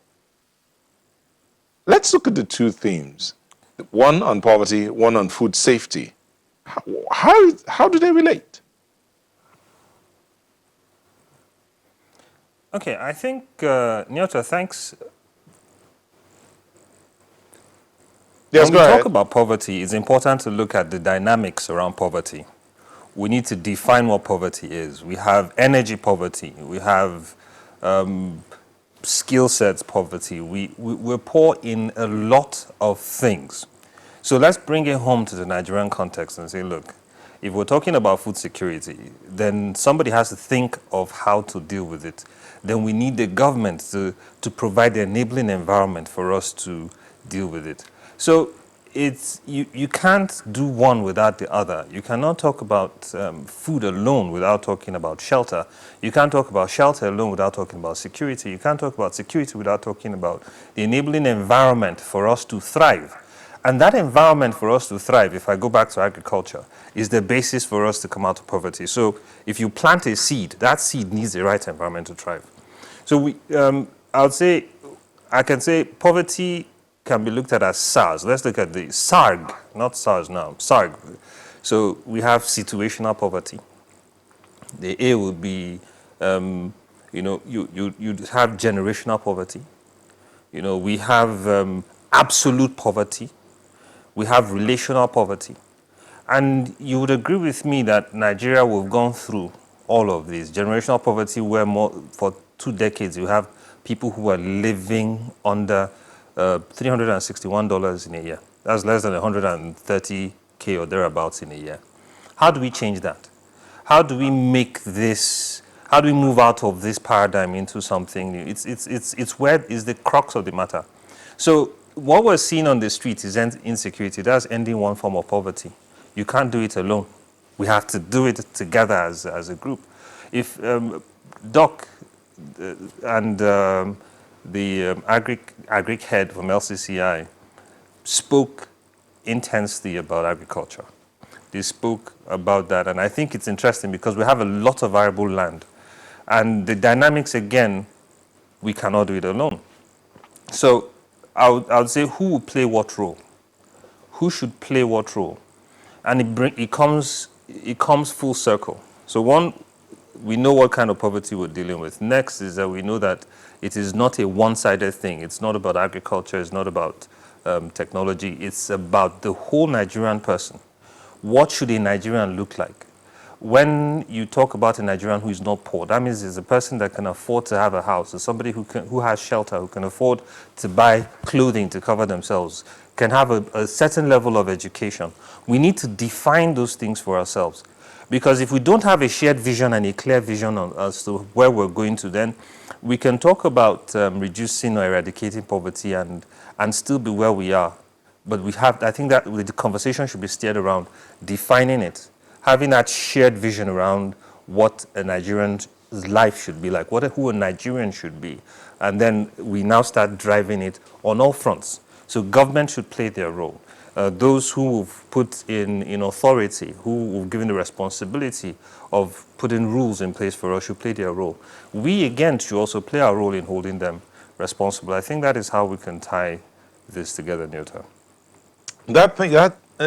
That position you put forward, Collins, about looking at who a Nigerian should be is one position that indeed the entire country needs to begin to look at, both the leadership and the led. But we've been joined by Sulaiman Arigbabu, who's the Executive Secretary of HEDA Resource Center.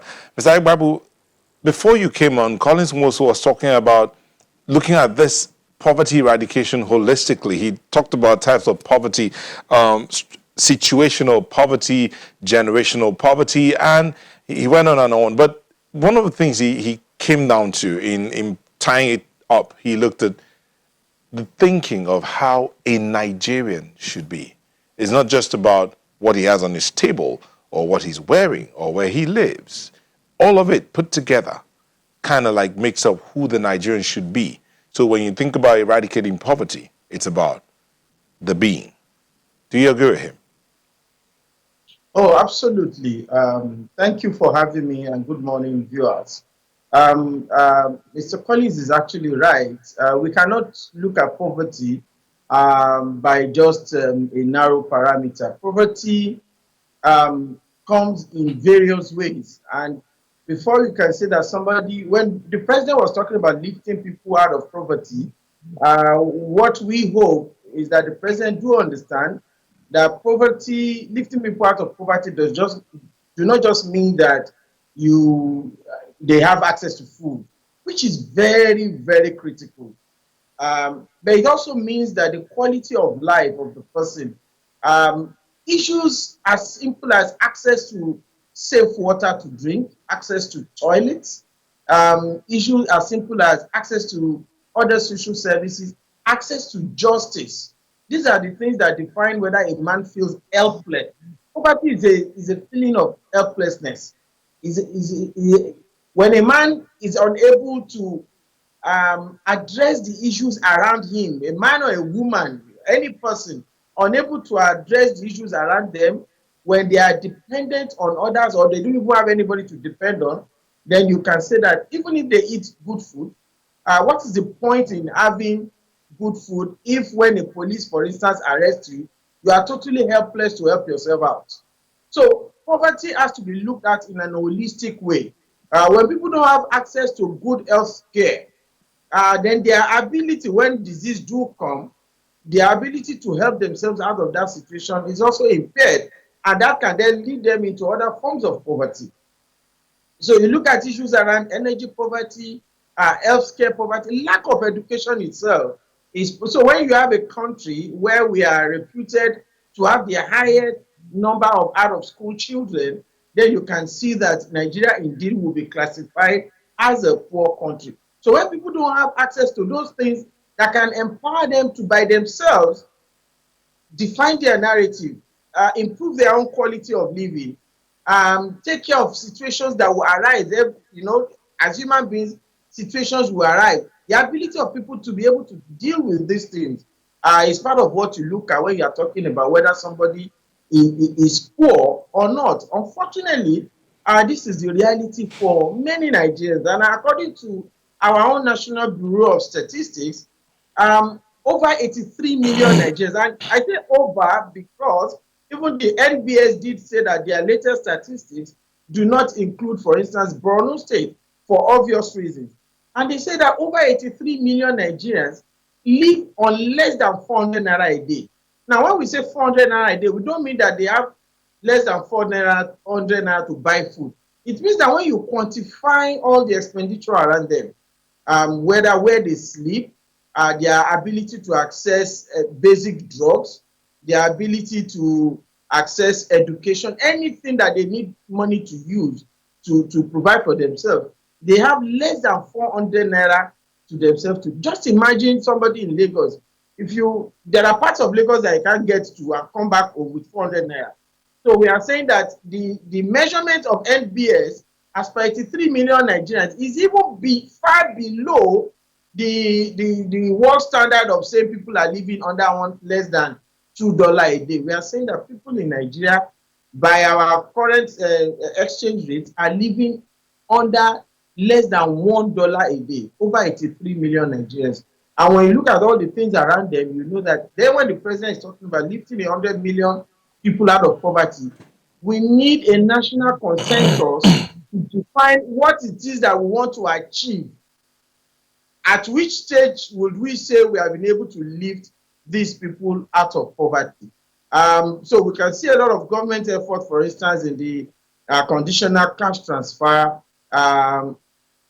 in programs like the Empower. These are good initiatives that can help, but I hope that nobody is by such then saying that these people have been lifted out of poverty. There are things around them that need to be addressed that will determine whether they can then transit from poverty to some form of sustainable living or not. If those things are not addressed, then people will fall back into the poverty bracket, and that's where we need to pay attention.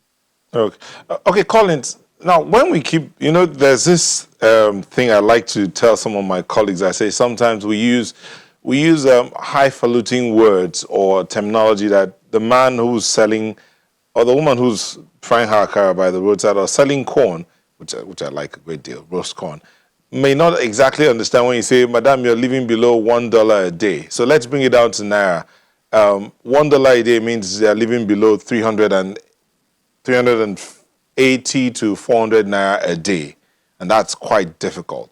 But this is also in a time when you have advanced development and technology everywhere. I mean, sophisticated phones, you can do things from any part of the world. Today, literally, you can do anything anywhere. Even with a pen, you can do a lot of things. But then you still find people who are living below 400 naira a day.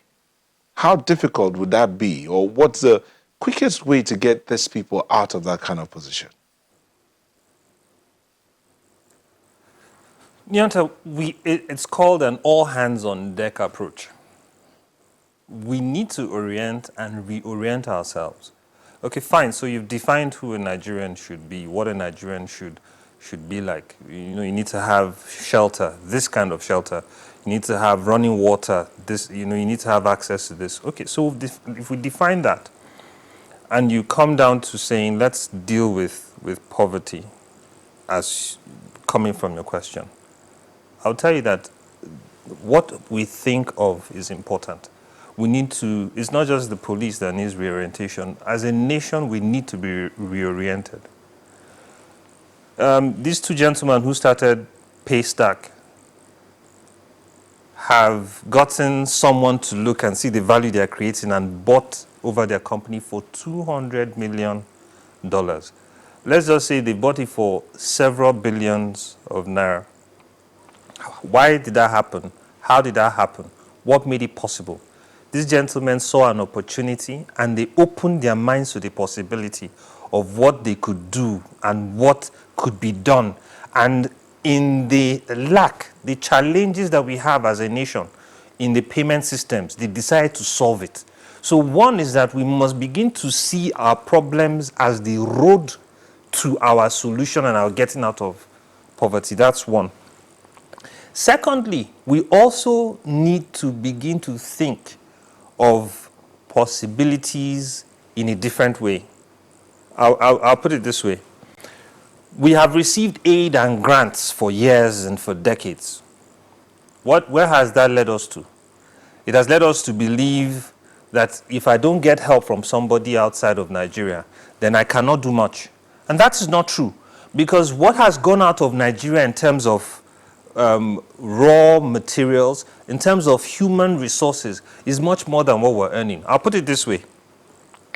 I come to that lady who is selling corn or that man who is selling corn and tell you, oh, this your corn is not worth much. Let me help you. And then I take the corn from them raw without them roasting it. I go back, I roast some.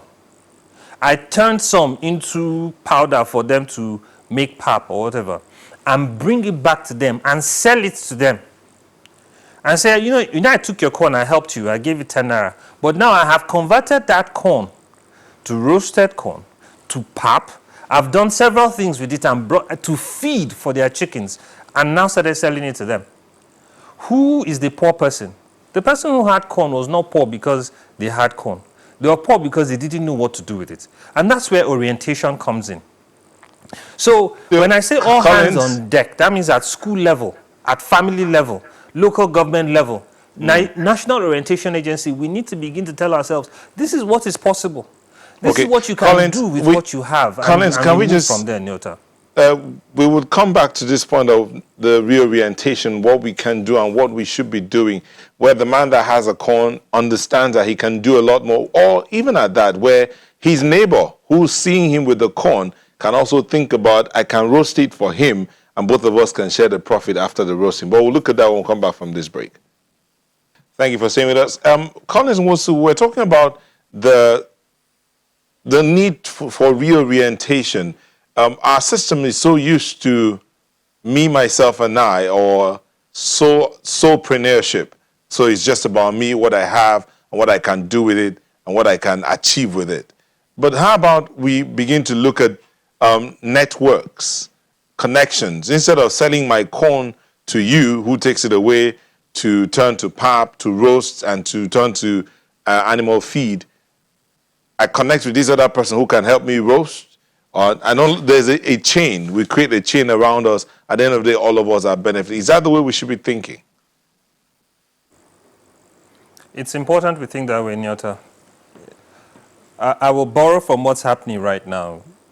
The End SARS movement is beyond end police brutality.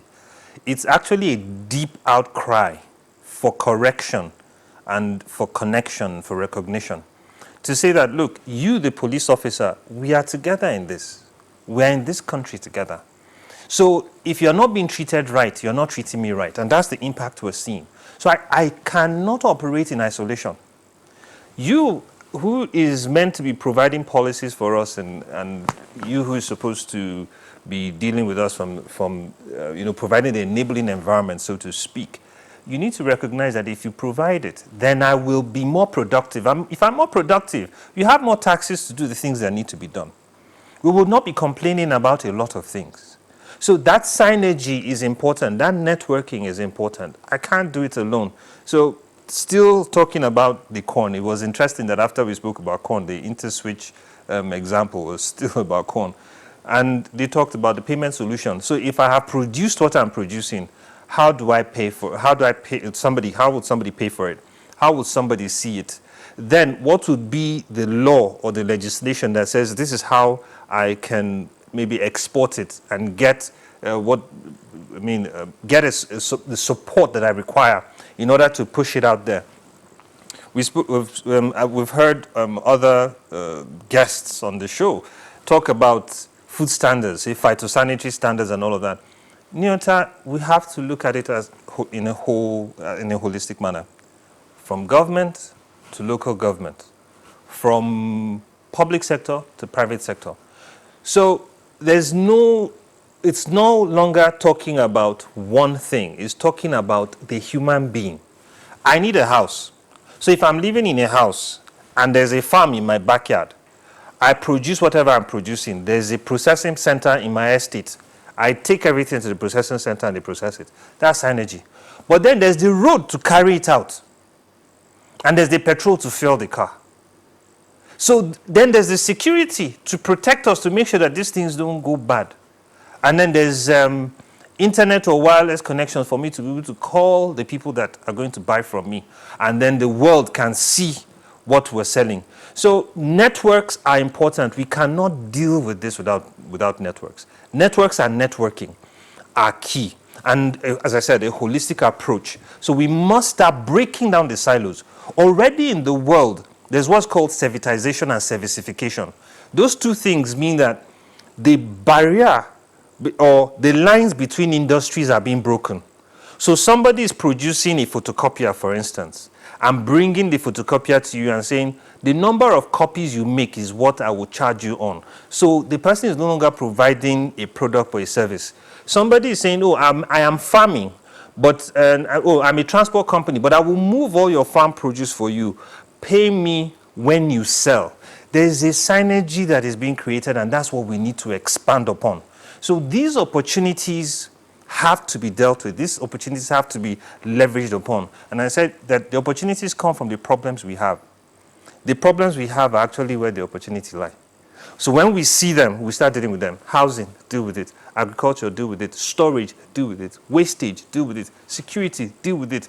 And it's not in isolation. It goes back to defining, look, Nigerian, this is what you should be. This is what you should look like. And in trying to achieve what I would refer to as the Nigerian dream, the Nigerian of today, the Nigerian of tomorrow, then we would begin to address all of the matters that need to be addressed, and we would find advancement. I'm not saying it's an overnight solution, but it is where we must begin to move. Okay. So yes, there's Mr. the ACME scheme that the government is running. It's beautiful. And there are other schemes, but until we look at them in the light of the whole, Nyota, we would be operating in silos and it will not work. It can't work.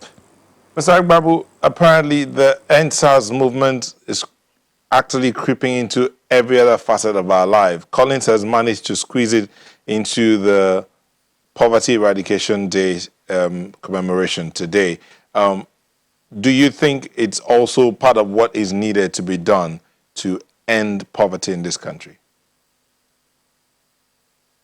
Thank you. If you look at the theme for this year's World Poverty Eradication Day, it's talking about dealing with social and environmental injustice. And when we're talking about what kind of the types of poverty, one of the things we did mention is generational poverty, where young people feel left out, where access to opportunities is constrained for them because they are young people. You want to get a job and you require experience. To get experience, you need to get a job. So you see a catch-22 situation. People expect you to have 5 years experience and you should not be above age 23 to get a job when the schools are closed for most of the time. So that's why we say that when you want to look at the situation around people, it has to be holistic, so that you can deal with all of those various issues that hinder them. That makes it almost impossible for them to even harvest and harness the opportunities around them. So what we are seeing on the streets of Nigeria today is because we have not given our young people sufficient share in the wealth of this country. We have not given them enough reason to feel that, okay, they are part of what is happening in this country. So what you see on the streets is an expression of frustration. And it therefore means that if we are going to be lifting people out of poverty, we should not look at it as we are creating these programs we are creating are good. I repeat, conditional cash transfer, the End Power Program, we know that these are just sub-gaps. We need to find solutions to the things that really hinder people from being able to help themselves out of poverty. Conflict is a major problem in most parts of this country. There are parts of the country where farmers can no longer go to their farms for fear of being kidnapped or for fear of banditry or insurgency in some part of the country. So if you don't deal with this, no amount of intervention you make in putting money in the hands of people will take them out of poverty. The real sustainable way out of poverty is that people are able to deal with their issues. Access to justice, access to social amenities like healthcare. Education is important. So what Collins was talking about earlier about the person who has crumbs but does not know that, okay, I can have this much value. So when we say education, first we are referring to educating our children, educating our young ones. But we are not going to leave out those who are above the primary education age or the secondary age.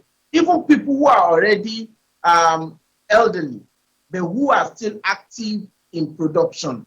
We need to give them education that helps them to transit from their current state, which might not be desirable, to where they possibly could be. So I'm making information available to them, making knowledge about what they are doing and how they can do it better available to them on a large scale. It's not just 1 or 2 programs here. So this is where we need, for instance, our local government to become active again. We need our state government to take much more responsibility.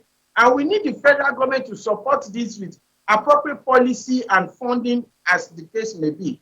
So when we deal with poverty at this level, then we can then set targets and say, oh, in the next 50 years, Nigeria would have dealt with poverty to all 20 years or 30 years.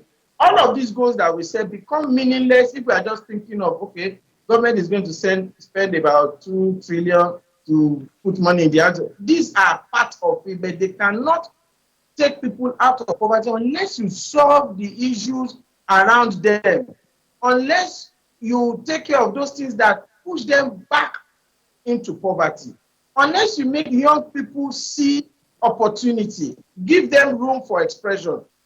The End SARS movement, the End SARS campaign is all about this. There are not much opportunities, and when people create opportunities for themselves, there is a stigmatization, and there are some people in arms who can come and brutalize them and label them wrongfully.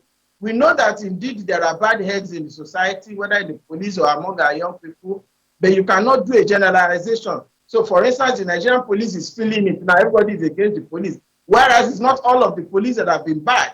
And it's not everything that even SARS has done for us that is bad.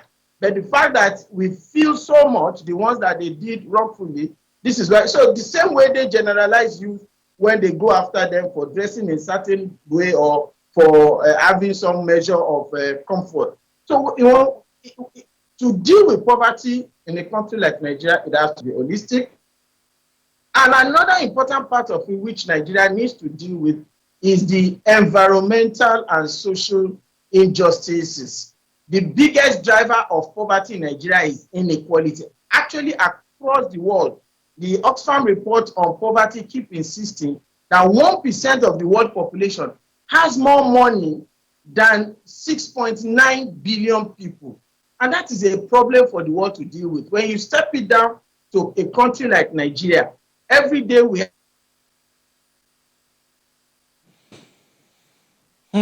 Oh, well, we hope we get Mr. Babu back. That conversation he was headed, it's quite interesting about the statistics and what we need. Okay, he's back. Go ahead, Mr. Babu.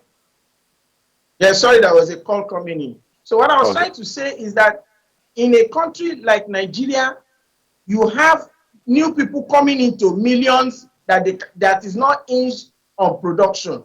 Whereas people who are toiling every day are being pushed further into poverty. So there is inequality. There is gender inequality. Women have much less access to even government programs. Oh, boy. Okay. Issues that Nigeria as a country need to deal with. When we deal with inequality, we'll be able to ensure that we take that we would achieve. Sorry about that. There's a call trying to come in. We'll take many more people out of poverty with deliberate action than what we are doing piecemeal. So, and this is a place where government needs to pay attention to. Government needs to deal with insecurity. It's a major problem for our farmers. Government needs to deal with the issue of climate change. And in as much as we're really enjoying this conversation, but we understand that we're out of time and we have to end this segment at this point. I want to thank you so much for sharing your thoughts with us today. Interesting conversation, and we will definitely come back to this in the subsequent programs. But Collins Moso, Development Consultant, and Sulaiman Ayigbabu, Executive Secretary, Heather Resource Center. Thank you, gentlemen, for sharing your thoughts with us today. So as we'll be back for the home stretch in a moment, don't go away. Thank you for staying with us. Kaide Kasum is a filmmaker, a graduate of Geoinformatic Engineering from the Yaba College of Technology with Geoinformatic Engineering. He directed Nigeria's first live-action animated movie, Dognapped, in 2017. Some of the movies to his credit include Sugar Rush, Oga Bolaji, Love is Yellow, Fate of Alakada, and most recently, This Lady Called Life. Kayode is a passionate director and cinematographer. His film projects include a 2-part documentary series for the Lagos State Internal Revenue Service, which aired across Nigeria. He's created and directed music videos, TV series, and shot campaigns for brands like Forbes, Ndani TV, DHL, Manchester United, Best Ever Food Review Show, Belvedere Vodka, and on and on and on and on. But he studied he studied geoinformatic engineering. Kayode, good morning. Good morning. How are you today? I'm good. Thank you for having me. And thank you for coming on. So, Kayode, as if my colleague would here, she would have started out with this question I'm about to ask you. What is geoinformatic engineering got to do with movie making? I guess nothing exactly, but it's one of the things where, I think most Nigerians kind of go through it, where you have to finish school before you can try something different. So it's one of those things I did to just please my family before I took on the path of wanting to make films. Okay, so you've had some. I mean, your the works you've done are enormous, quite interesting ones at that. Sugar Rush was one of the big films that when it came out, and Oga Bolaji, The Fate of Alakada. My sister loves that movie. Meanwhile, but how is it that what gave you that? I don't even know how to say this now. How do you feel when you hear people talk about your films? Um, Proud, happy. I mean, one of the things while during my course of my journey of trying to be a filmmaker was hoping that I could be able to connect with the Nigerian audience, and just seeing people walking into the cinemas and hearing people laugh. And some of my movies, they're crying. People just sending me essays in my DMs on social media of how certain film touched them or how they reacted to certain films. I feel really proud. It's exciting. I'm always happy to see that. I mean, that's the joy of every filmmaker. So yeah, I just keep smiling like I'm smiling right now. But then this thing about directors is they're not exactly like the brains behind the idea. When we talk about the idea, so the director just comes in to interpret the producer's idea. So what gives you the nudge to take on any project whatsoever? I mean, I'm sure there are many producers who are reaching out to you, but what helps you decide which movie to take on? If I can find myself in the film, because there are certain projects that have come my way recently that I do tell myself, I think you need a female director for this film. I think you need this. If I can find myself in the film, if I go through a series of checks that I always have to ask myself, why are you doing this film and why do you want to do it? What is it going to change? Who are you communicating to? If I can answer those questions and I know what the essence of the story, because like you said, it's usually the producer's ideas or a scriptwriter's idea. So I always try to have a meeting with the originator of the idea, and I kind of know their plan. And if it does fit into something I know that I can interpret, I do it. Um, yeah. Sometimes I do have to write a whole essay to myself on why I'm making this film if it's so hard for me to find the reason why I'm doing it. But when I do find that special, magical thing I'm looking for in the script, and I love it, I do it on my heart. So are you implying that you come first before the audience, or you're feeling like when you get that thing, then the audience will get it too? Is that? Yes, because I kind of always, yes, which is one of the checks I always do. I always kind of know, like, with the target audience, will they resonate with it? So sometimes I do get stories, and I tell the producer, okay, I know where this is where you're headed, but I don't think the Nigerian audience can resonate with it. For me personally, how do I get to a place that I know what the Nigerian audience would like?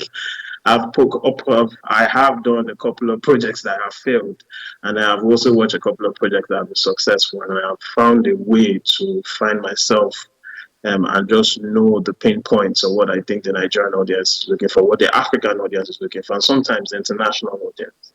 As a director, you also have to consider these things and know who you're making the film for, and just go ahead and do it.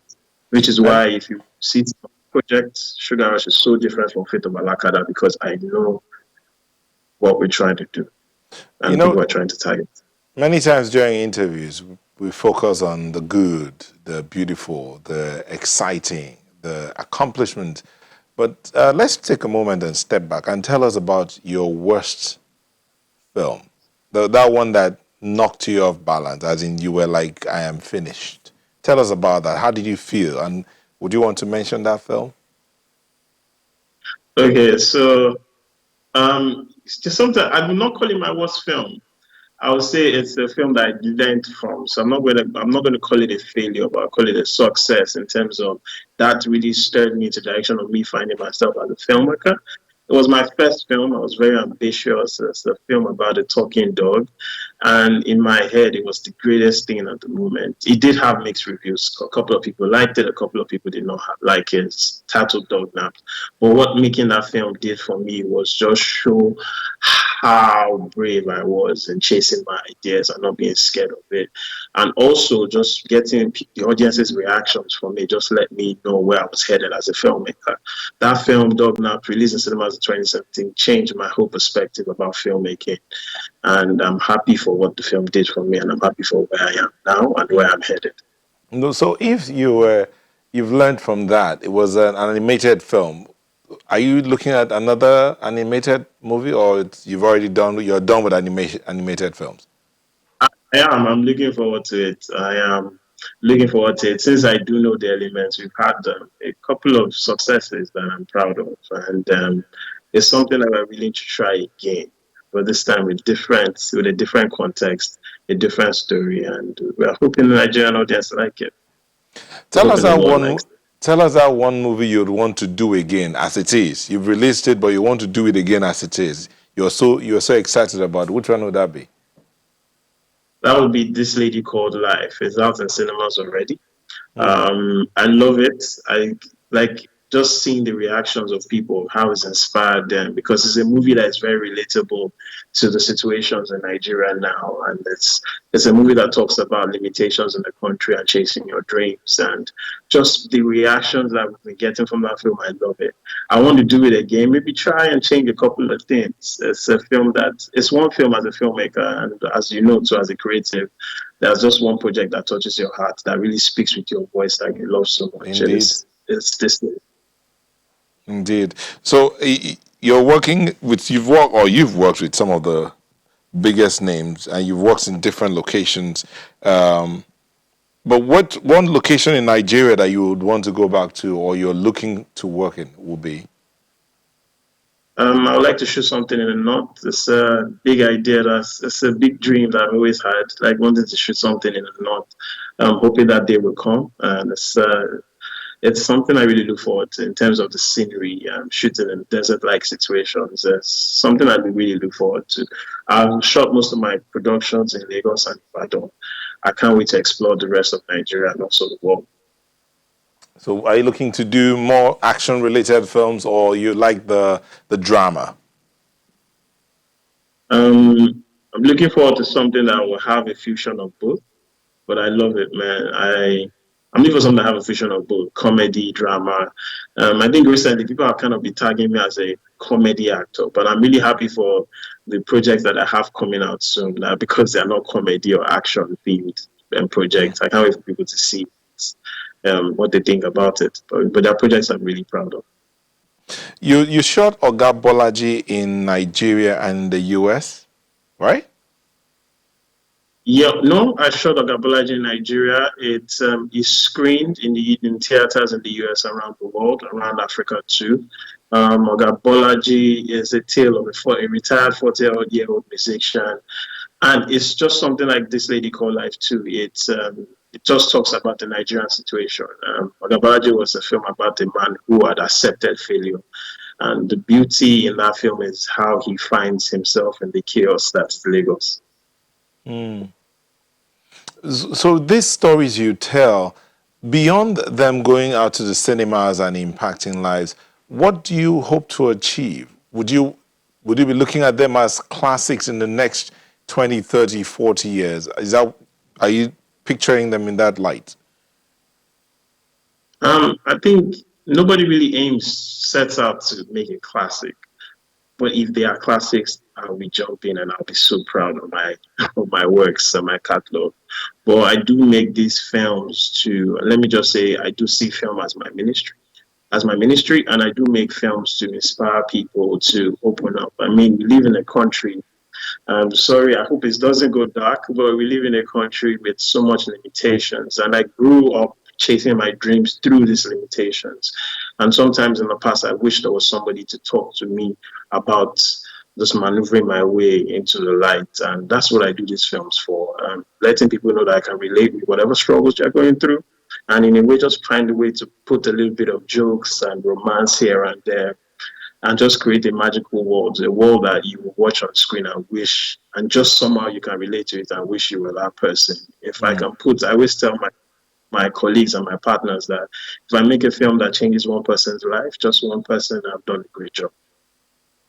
Talking about people of the older generation talking to you and you didn't get that kind of opportunity, are you creating that kind of platform for others who are coming behind you? Yes, I do. I mean, if you do follow some of my work on Instagram, I always create opportunities for fresh and new voices in the film industry, just like the same way I had the opportunity to create a film like Sugar Rush. When I did Sugar Rush, I only had 2 feature films under my belt. So somebody gave me the opportunity, and I've also been creating that platform for other young voices in the industry. I do see myself building a platform for a whole lot of people that are in the creative space to speak and just use my platform as a step forward into creating their future. Yes, I am working on that. God willing, it will be great. Amen to that. Now, there are those who believe that the film industry in Nigeria, indeed, it's enormous. It's one of the largest and fast growing real fast at that. But then it's as though it's not getting any support from anywhere outside. What would you suggest should be the way forward? I think gradually, first of all, we always try to compare Nollywood and Hollywood. But like Hollywood is 200 and something plus years old. Now Nollywood is maybe like 40 plus. So in terms of the growth, like we're growing, now we're really growing fast for an industry where like the first VHS tape was made in 1990. We're really growing fast. So with Netflix originals coming in and different platforms, streaming platforms interested in our people, interested in our culture, interested in our voice. I think we're growing at a very fast pace. You're looking at an industry where 90% of the professionals or the individual, the creatives that make this project learned how to make films off YouTube and see the magic that we are making. So I think for 40 years plus, Nollywood is doing great and the future is bright. We have young filmmakers, we have own established veterans trying new stories. And if you look at the numbers at the box office, it's increasing. And I think it's great. So we're growing fast. And I just can't wait for the next 5 years or the next 10 years of what Nollywood brings to the screens. Okay, we'll take a moment and then we'll come back to look at the way for the future. What next? What's in the works? We'll look at that when we come back from this break. Just stay with us. Kayode Kasum is still with us, our Artist of the Week. So Kayode, as we close, you did 7,860 minutes on Unbroken. Now that's quite remarkable, but tell us, in your final words, what's the way forward, plans for the future, and advice to those coming behind? Way forward is keep dreaming. I think what I do see film as a tool. I'm here also as a society. So if I'm going to make a project, if I'm also going to be making a project, it has to be a project that's addressing issues and talking to the people. A project that's going to be relatable to my target audience. Future, the future is, I'm looking forward to making a lot of content and also exploring different platforms. I do intend to make a couple of projects that will go internationally, and hopefully that clicks. Right now, my film is still in cinemas. This Lady Called Life. It's been streaming. It's our second week in cinemas now. Please, after the protest, maybe just take a step into the cinema, enjoy this beautiful story that is very relatable, that is filled with so much love, that was made with so much love. And it's a project that I'm very proud of, and I hope you like it too. Tell me what you think after you watch it. Thank you very much, Kayode Kasum, a filmmaker, our Artist of the Week. Thank you for sharing this day with us. Thank you very much. Thank you for having me. And now, before we go, we know the SARS protests are happening in different parts of the country. Today, it started some days back. Some started. Abia State, for instance, had their prayer walk day before yesterday, and then yesterday. Today, the prayer walks in different parts of the country as well. This is the prayer walk in Ikoyi area of Lagos. People from all denominations gathered to pray. It started out at about 6 a.m. or thereabout, walking to different parts and praying for Nigeria.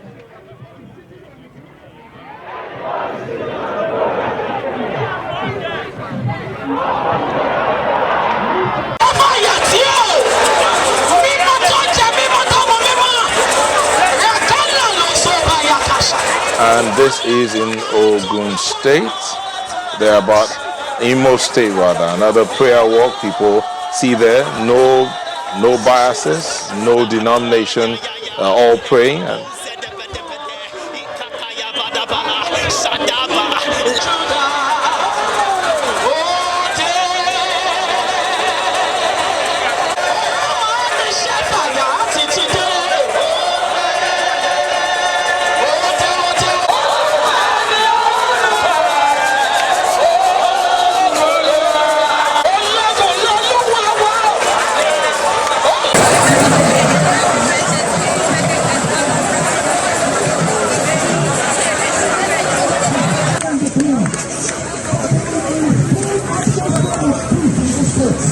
Okay, now this is Imo State, or to be precise, another prayer walk, again to end SARS and bring about reforms in Nigeria. The footage you saw earlier was in Ogun State.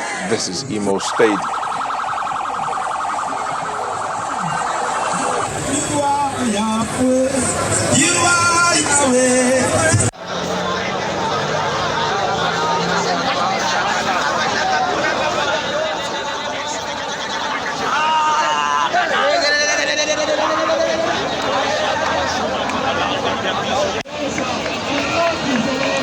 This is Niger State again. Nigerians gather to pray and to walk and pray for the nation. And this is Niger State.